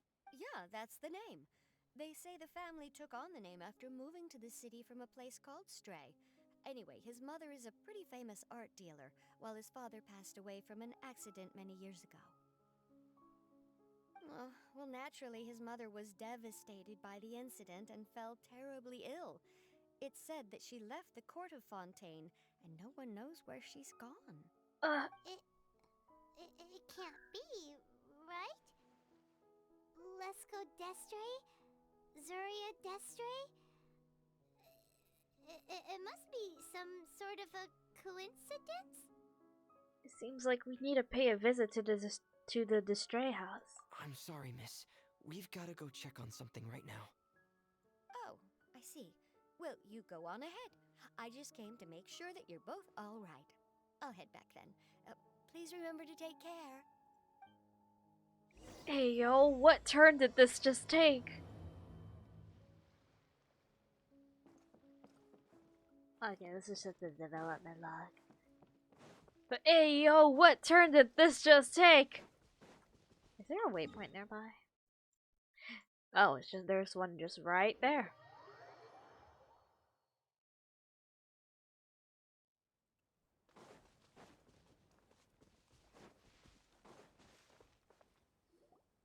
Excuse us. Is anyone here? Who are you? Uh, I have a patient here who needs quiet bed rest. Please leave us be unless you have anything urgent to report. who's the patient? The door opens after a brief moment of silence. A man walks out, confused look in This his is the eyes. residence of Zuria Destri, and I am Jala Khan, her family doctor. What did you mean by your question just now? Who else could be my patient? Your patient should be Zuria's son, right? She told us herself that her son had contracted loneliness syndrome. No, you're right. Young Master Lescaut did have that illness once upon a time, but well, the young master's no longer with us. And now the Madame has come down with the same illness. Are you her friends by any chance? You inform the doctor of all that's happened in the past few days between the British and breaks of silence. So, when she had requested time to go out over the past few days, it was so she could spend them with you. So, if I'm understanding this right, the one who's suffering from uncontrollable delusions is the Madame herself? She believes her son is still alive? Oh, That is correct. When the young master disappeared, she was organizing an art exhibit that she had specifically prepared for him. But since she had to leave the house, she was unable to see her son one last time. Welcome back, Lorix. That might have been the trigger for her regret. Or perhaps the family's fall into loneliness and grief was inevitable as soon as the old master passed away. First the son, and then the mother. Oh, dang. But how could that be? She really looked like she had a handle on everything. Her smile was so lovely, and she even told us to stay optimistic. But how's it going? It took a depressing turn. Those actions are proof that she can no longer differentiate between fantasy and reality. Then, all the other things that she told us about her son, were those fake too? No, those were all real. Although, they were all things that happened before the young master left us for good. Madame's time has just never moved forward since his passing. I see. So after her son left, she created a fantasy world where her son was still with her. She was looking for a way to cure his illness when she ran into us. So, how is Zuria now? She has been in a good mood the past few days, even humming a song when she returned from her stroll. She even began discussing with me the idea of using deliberate guidance to ease the illness. It was all going well, until last night. What happened last night? She spent a whole night staring at the shell the young master left behind, and the words that he had inscribed onto it. Then she broke down once more. I prescribed some sedatives, and she's currently resting. But then what should we do? How can we help her? There has to be something we can do. Don't panic, Paimon. Even though this is a devastating piece of news, we must all calm down first. Yes. What should we do? I need to think. I need to remember the old house of the hearth and the children who lived in it. Those patients, and what their doctors said back then.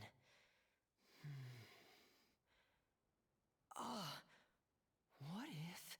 What if? Dr. Jalacan, have you seen a picture book? The Madame should have brought it back with her. Are you thinking about trying the guidance therapy she talked to me about before? It's worth a shot. I'll go get the book. Yes, thank you, Dr. Jalica. Yes, this is it. We still need to finish the adventure and the picture book. That's right. If what Dr. Jalacan said was true, the past few days have been very helpful to Zuria, so we should complete this journey. We need to show her that her child has found a happy ending in the world of her dreams. But wouldn't that just make it harder for her to accept reality? One must first face reality before accepting it. The Madame has been crushed by her feelings of grief and can no longer bring herself to face reality. Our first priority would be to get her out of this state. Yeah. Right. Before today, I had thought she wanted to use Thelxie's fantastic adventures to save her son. But now, I think she might need it to save herself. And if we could complete it, we should be able to give her some feeling of inspiration and closure. Maybe those feelings would be enough to give her some courage to face reality again. We'll have to give it a try. There's no time to waste. Let's set off right away.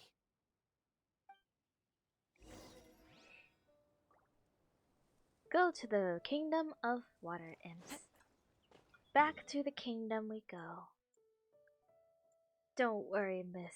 You will have closure.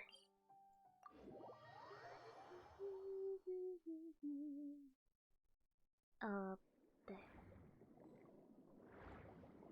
Wait, there was a what now? This thing! A conch!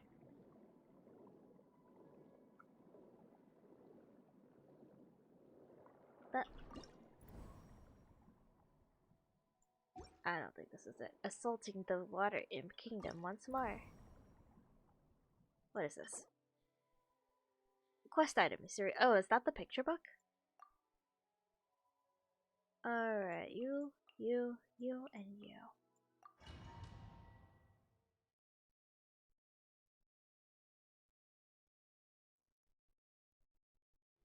Question?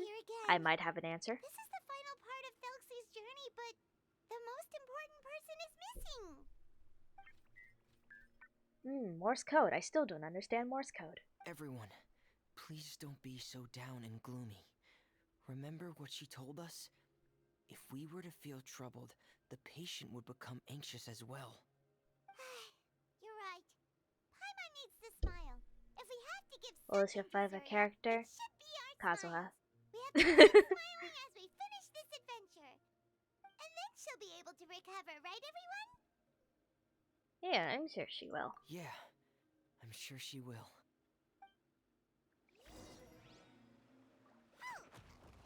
Be careful, brave adventurers. Here come the evil monsters that stole the crown. There! Bet you thought I was gonna ask about your sleep. Surprisingly, no.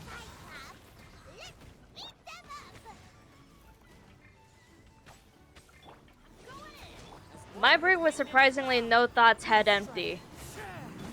Watch out, everyone! They're coming at us again. Looks stronger than ever today. He must be going all out.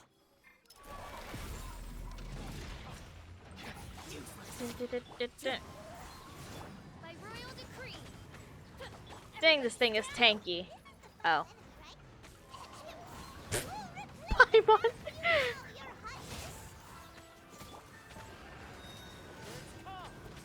Let's light it up.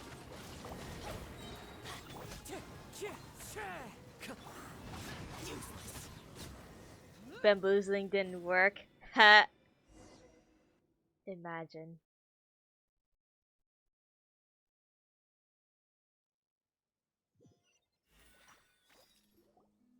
I'm sorry. I have to go. I made a promise to my friends, and I'm already very late. But, Madame, you're still... Don't try to stop me. Today's the most important day for treating Thelxie. We'll use the guidance method. Didn't you also say that you think it'd work? I'm not trying to stop you, Madame. It's just... Could you tell me the name of your child? Dr. Jalacan, how can you forget the name of your own patient? His name is Thelxie. He's the prince of the Kingdom of Water Imps. We will go today to reclaim his crown and attend his coronation ceremony. I see. Oh, Madame, she's please rest she's assured, not okay. everything is still on schedule. Your friends have already departed to find... Wait, look. They've already We have returned. returned. You want to play keep talking, nobody explodes one day? Probably one of these days. Who knows? Probably not anytime soon, but one of these days. Paimon, everyone, have you really? Yes, But the coronation ceremony still hasn't taken place, because we felt like you should be the one to preside over it. Wonderful! How wonderful! Thelxie, my child, are you hearing this? Everything you lost will now come back to you, and soon, very soon, you will never be lonely again.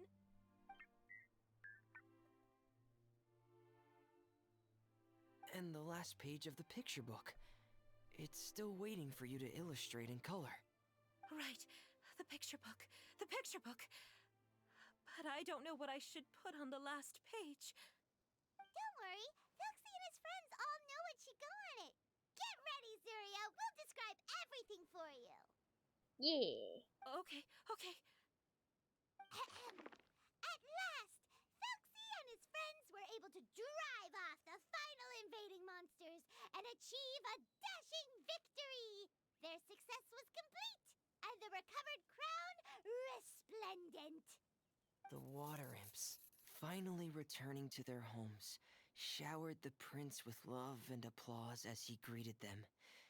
They once again offered their precious shells to the prince and reconstructed the rainbow bridge of old.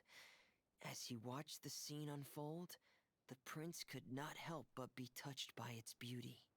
Moved by everyone's happiness, the prince stepped onto the rainbow bridge and took a good look at all the friends who had gone on the journey with him.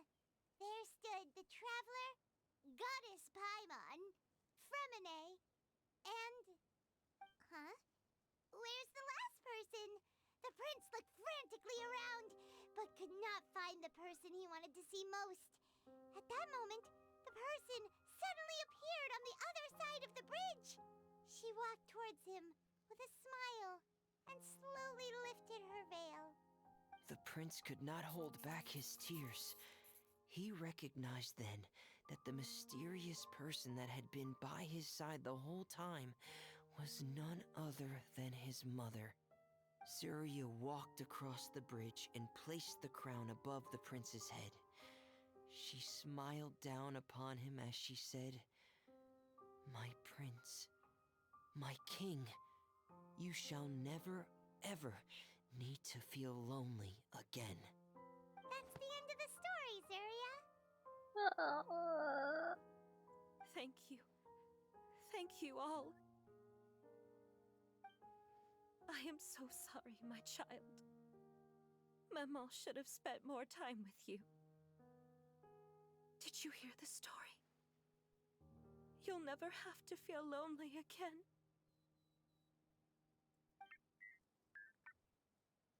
More Morse code I still don't understand. Maman loves you too. What's happening? Is Zuria talking to Thelxie? What is Thelxie saying? Quick, put on my diving helmet. There's a transcription module in it that's compatible with Thelxie's output signals. You should be able to use it to understand what Thelxie's saying. Oh my god, I get to put on the helmet! Fremine walks up to you and pulls out his diving helmet before placing it on your head.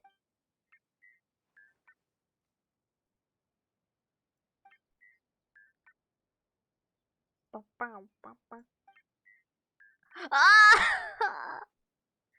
So that's what Thelxie is saying. Maman loves you too. But I love you more. What is this? What? Did you see something? Maman, I see a child. I'm getting a little sleepy. If it's time for bed, can you hum a lullaby to me again? Of course, my dearest child. I know the numbers and a few letters in Morse code. As long as you want to hear it, Maman will always hum for you.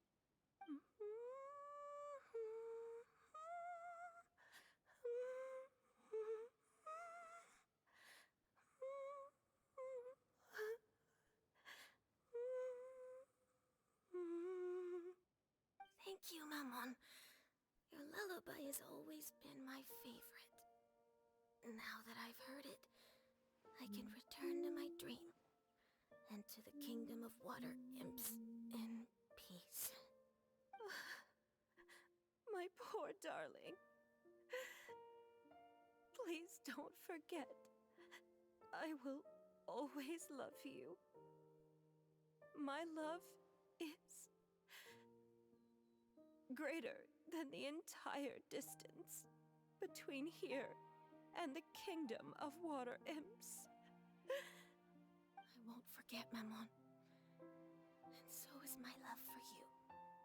Greater than the entire distance between here and the kingdom of water imps. Good night, Maman.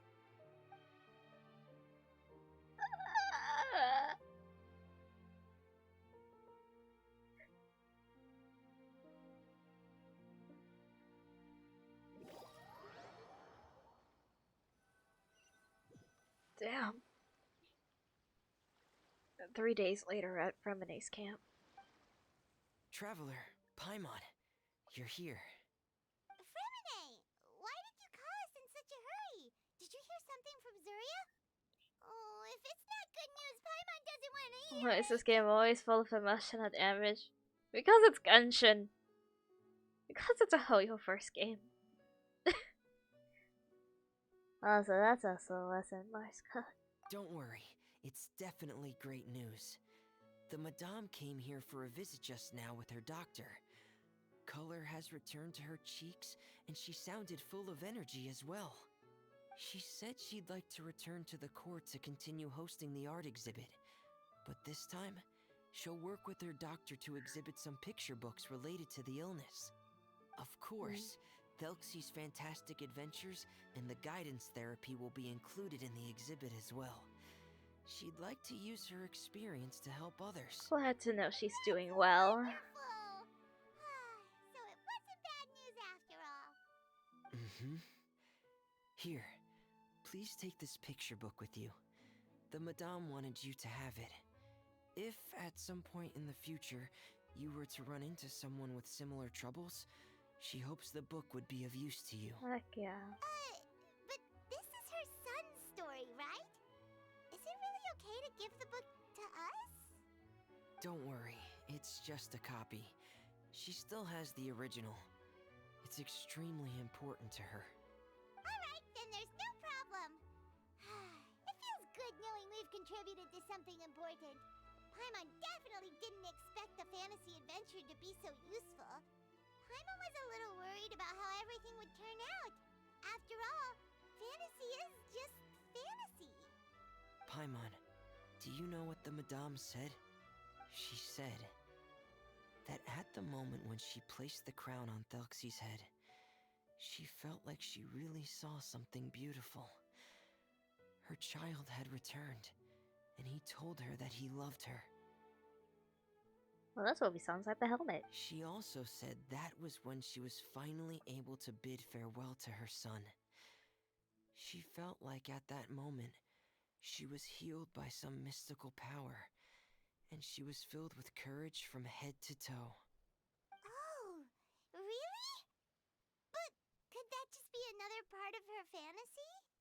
Perhaps. Nope, it was legit, But if alright. fantasy is just fantasy, and the fantasy world is not real, then how could it still grant us these powers that we can continue to use in the real world?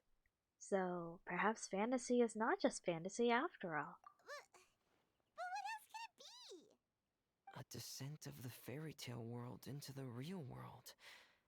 At that time, the wondrous fairy tale temporarily became reality and influenced real things in our world. That has to be what happened. You saw it too, didn't you? What? That can't be what happened, right? There's just no way. Wouldn't it be like a miracle if that really happened? It was a Yes. miracle. I suppose that would be a miracle. I hope that everyone who's found themselves in a dark place would be able to see something beautiful and experience a miracle for themselves.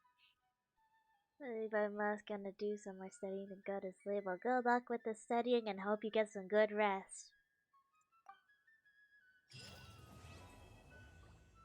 Oh, this event gave me emotional damage. Like a classic Genshin story. What did I expect?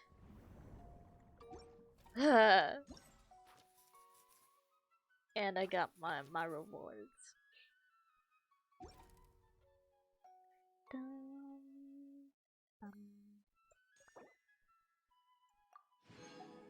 Just do more of the event mini games, and I will be getting my free Fremonade that I never got. At least I know I didn't have to try pulling for him, because we get him for free anyways.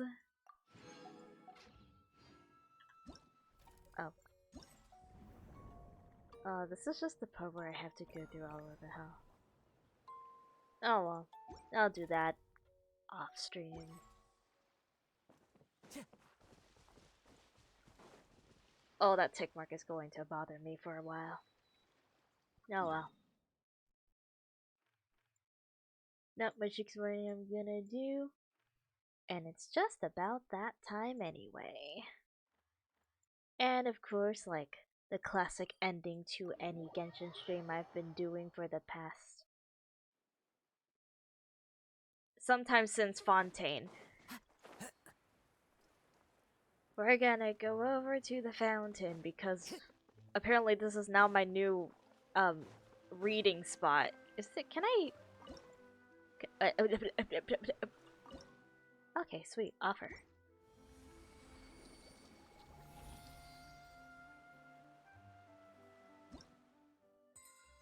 What did I get?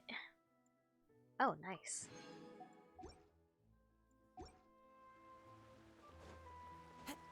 Then I go under the fountain because this is like a cozy place to read, right? We head over to the archives.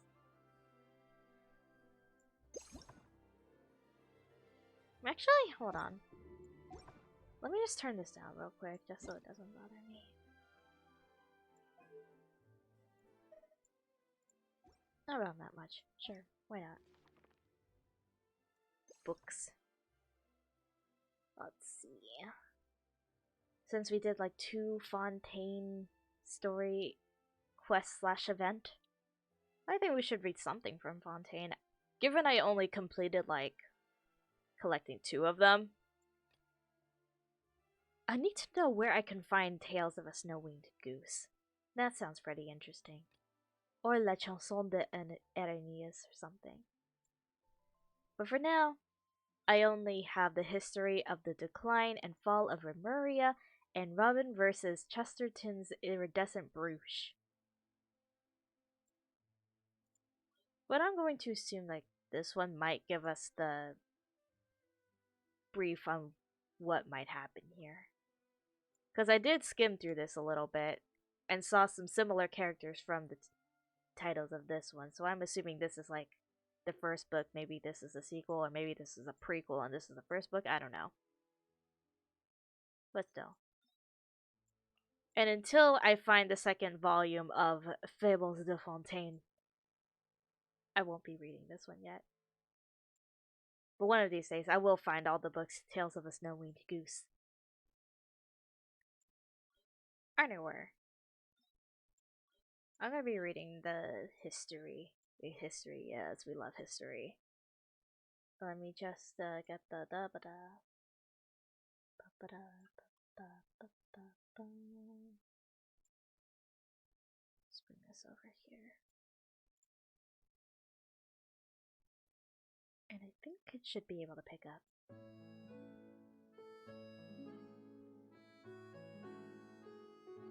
Yeah.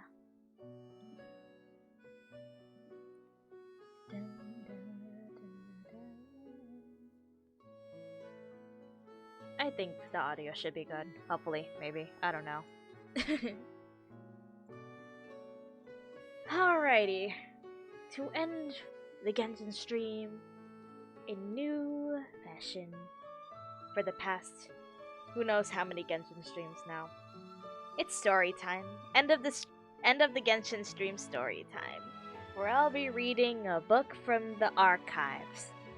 Because let's face it, I don't think a lot of people read the books from the archives, so I'll do it for you. Anyhow, today I'll be reading The History of the Decline and Fall of Remuria. A story from Fontaine. Volume 1. The ocean gave birth to all, yet also devoured everything. Legend has it that in the first era, the earliest peoples were self-supporting in their virtue, needing no law or authority. Laws or authorities, bleh.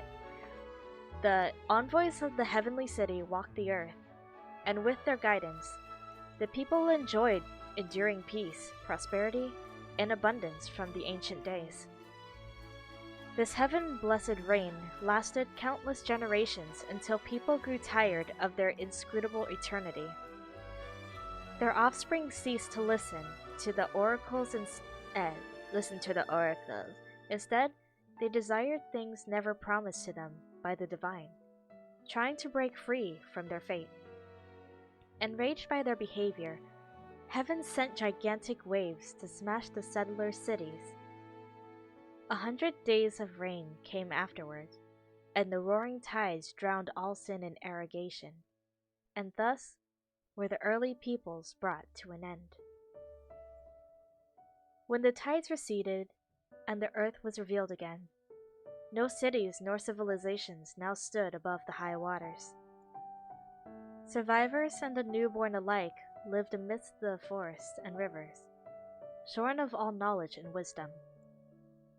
Human lives were no different from those of wild animals on the earth or in the sea, driven on by the laws of nature, muddling through time and neither beginning nor end.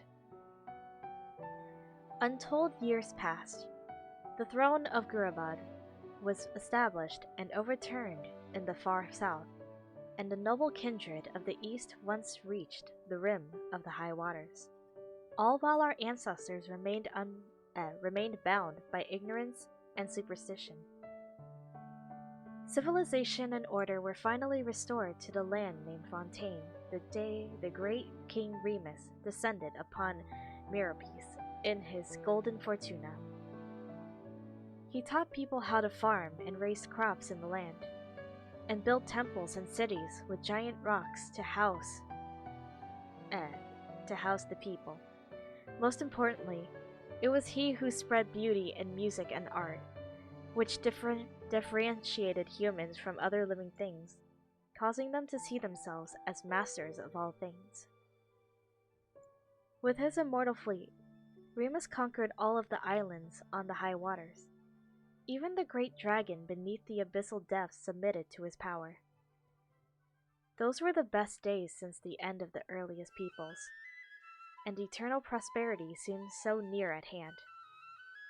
The God King and his people indulged in the sweet dreams of carefree lives and fantasies of never-ending progress. However, the seers prophesied discord. The greatest empire will face the most utter destruction, and this is Fortuna. Thus did the God King derive the primordial plan from the 7-day rotation and the flowing winds of sea and land, and composed a harmonious symphony of prosperity. He believed that so long as all the cities echoed with the greatest of songs, they would escape the judgment of fate and at last reach the land of eternal bliss. But thusly do the ancient writers concur. Oceans will rise, empires will fall, and the only constant is change. Volume 2. Greatness and glory unto Remuria, and its immortal ruler, Remus, king of all under heaven and universal Harmost. Today, the glamour and luxury of the bygone eternal city is beyond the imagination of even the most knowledgeable scholars. As you sailed past the ocean pillars along the royal fairway to the giant port playing host of Fortuna, the imperial ship, you would have to first seen a lofty tower. The Tower of Remuria was not built to receive heavenly oracles, but to guide ships traveling between islands in the high waters. It is said that the tower stood at the border of reality and dreams. even if sailors were to be lured into the slumber by sirens, they could follow the sound of the bell to break through the mists and find their way to Remuria. Continuing along the royal fairway leading to Machimos, I don't know, where the brave Remurian warriors lived. The grand temples and arenas were built with giant carved rocks to commemorate the city's glory and victory. The solid and towering walls are decorated with glaze and gold. Bronze and marble statues arrayed the land, and gold, spices, and specialties from the world overpiled up in the markets. Traveling through Machimos, you would arrive at Capitolium, the center of Remuria, overflowing with delightful aromas and beautiful melodies. It was a paradise for artists, where only the most outstanding intellectuals and musicians were allowed. Even among them, however, only a small fraction enjoyed the privilege of serving the God King. Here, all the theaters and palaces were established in shapes most harmonious, their beams and domes adorned with the most sumptuous and intricate carvings, and centered on a golden palace of towering copper pillars. The king, resting peacefully at the heart of the palace, listened closely to every melody and every note coming from every corner of the empire. Upon hearing any discord, the God King would correct it immediately, with the pluck of his strings, bringing perfection to the symphony of his empire. To keep all the people upon the high waters from destroying the symphony of universal harmony, King Remus promoted 4 humans of great capability to high post. He shared his power and authority with them, making them his partners in governance. The Harmos for all cities, to eliminate all discordant sounds. To spread the harmonious melodies throughout the world, he built far-reaching fairways, which conveyed the melodies as never-ending ripples from Capitolium to every corner that sat above the high waters. Yet fate's decree was not for even such as gods to defy, and to even attempt to escape destined judgment was a mortal sin. Amongst the God King's sins, the most terrible was the attempt to pass power that should have been reversed for the godly domain to humans. Thus, this power and status led to corruption and decadence, leading to violence and revolts. Such is fate's cunning that it used the very powers that rebel against it to its own ends. When the day of destiny arrived, Remuria, the grand immortal city, faced an inevitable end. Today, the God King's melody is played only in Capitolium, and his mighty reign has ended. Thusly do the ancient writers concur. Oceans will rise, empires will fall, and the only constant is change.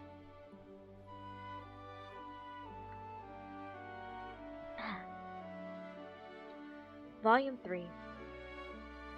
Humans in their naivete once believed that the reign of the King Remus and his eternal city would surpass time and fate to last thousands of years. Thus, just like the giant rocks comprising the ringed ritual sites.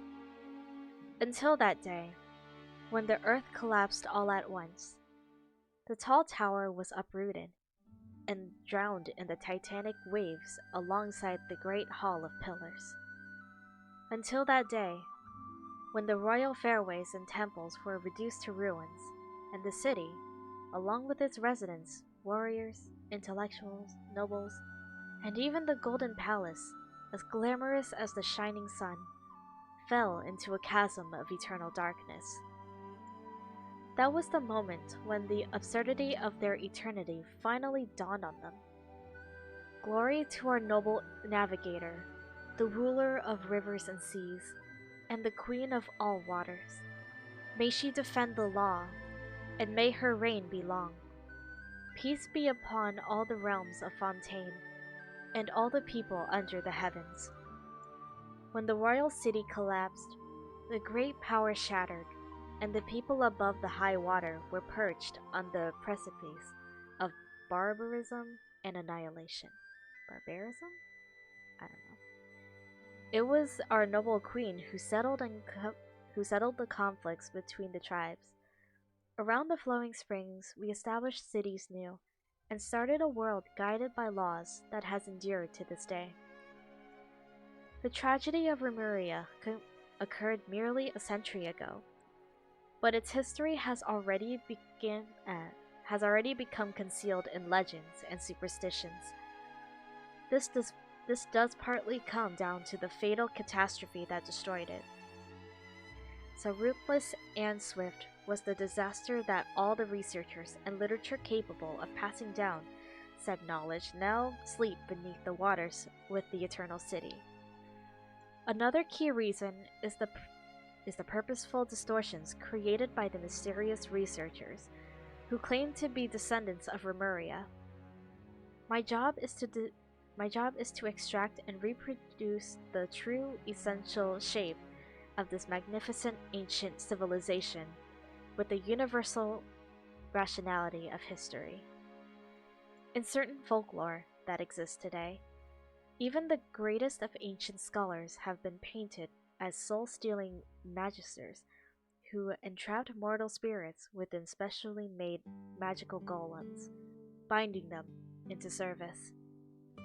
To be sure, the Remurians did make such terrifying golems, which to this day may be found, ruined, out in the wild. But this may only be blamed upon the moral degeneration that came upon them in the Remuria's latter days. It's possible its people had forsaken their noble duties and embraced hedonism and debauchery, accepting the violence they inflicted on others, and thus were they also violently destroyed. Just as the ancient writers concur, oceans will rise, empires will fall, and only constant is change. And that, ladies and gentlemen, is the history of the decline and fall of Remuria.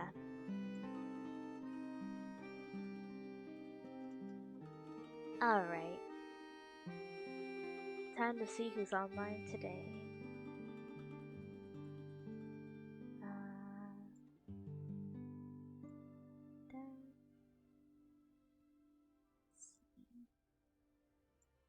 Just refresh that.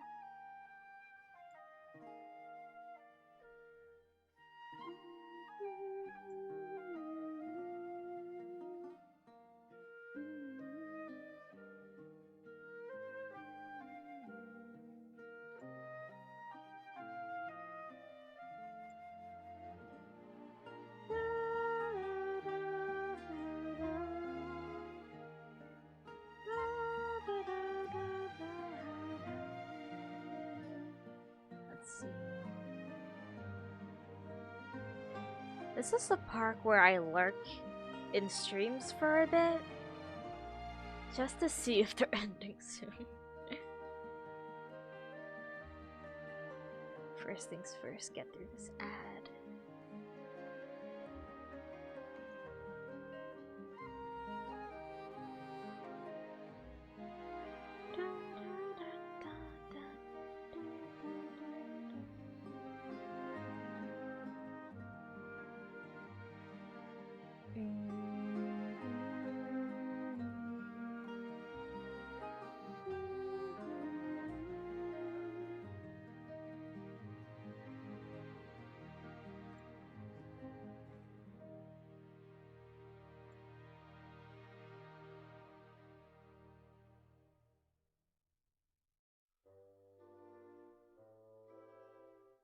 Oh, okay.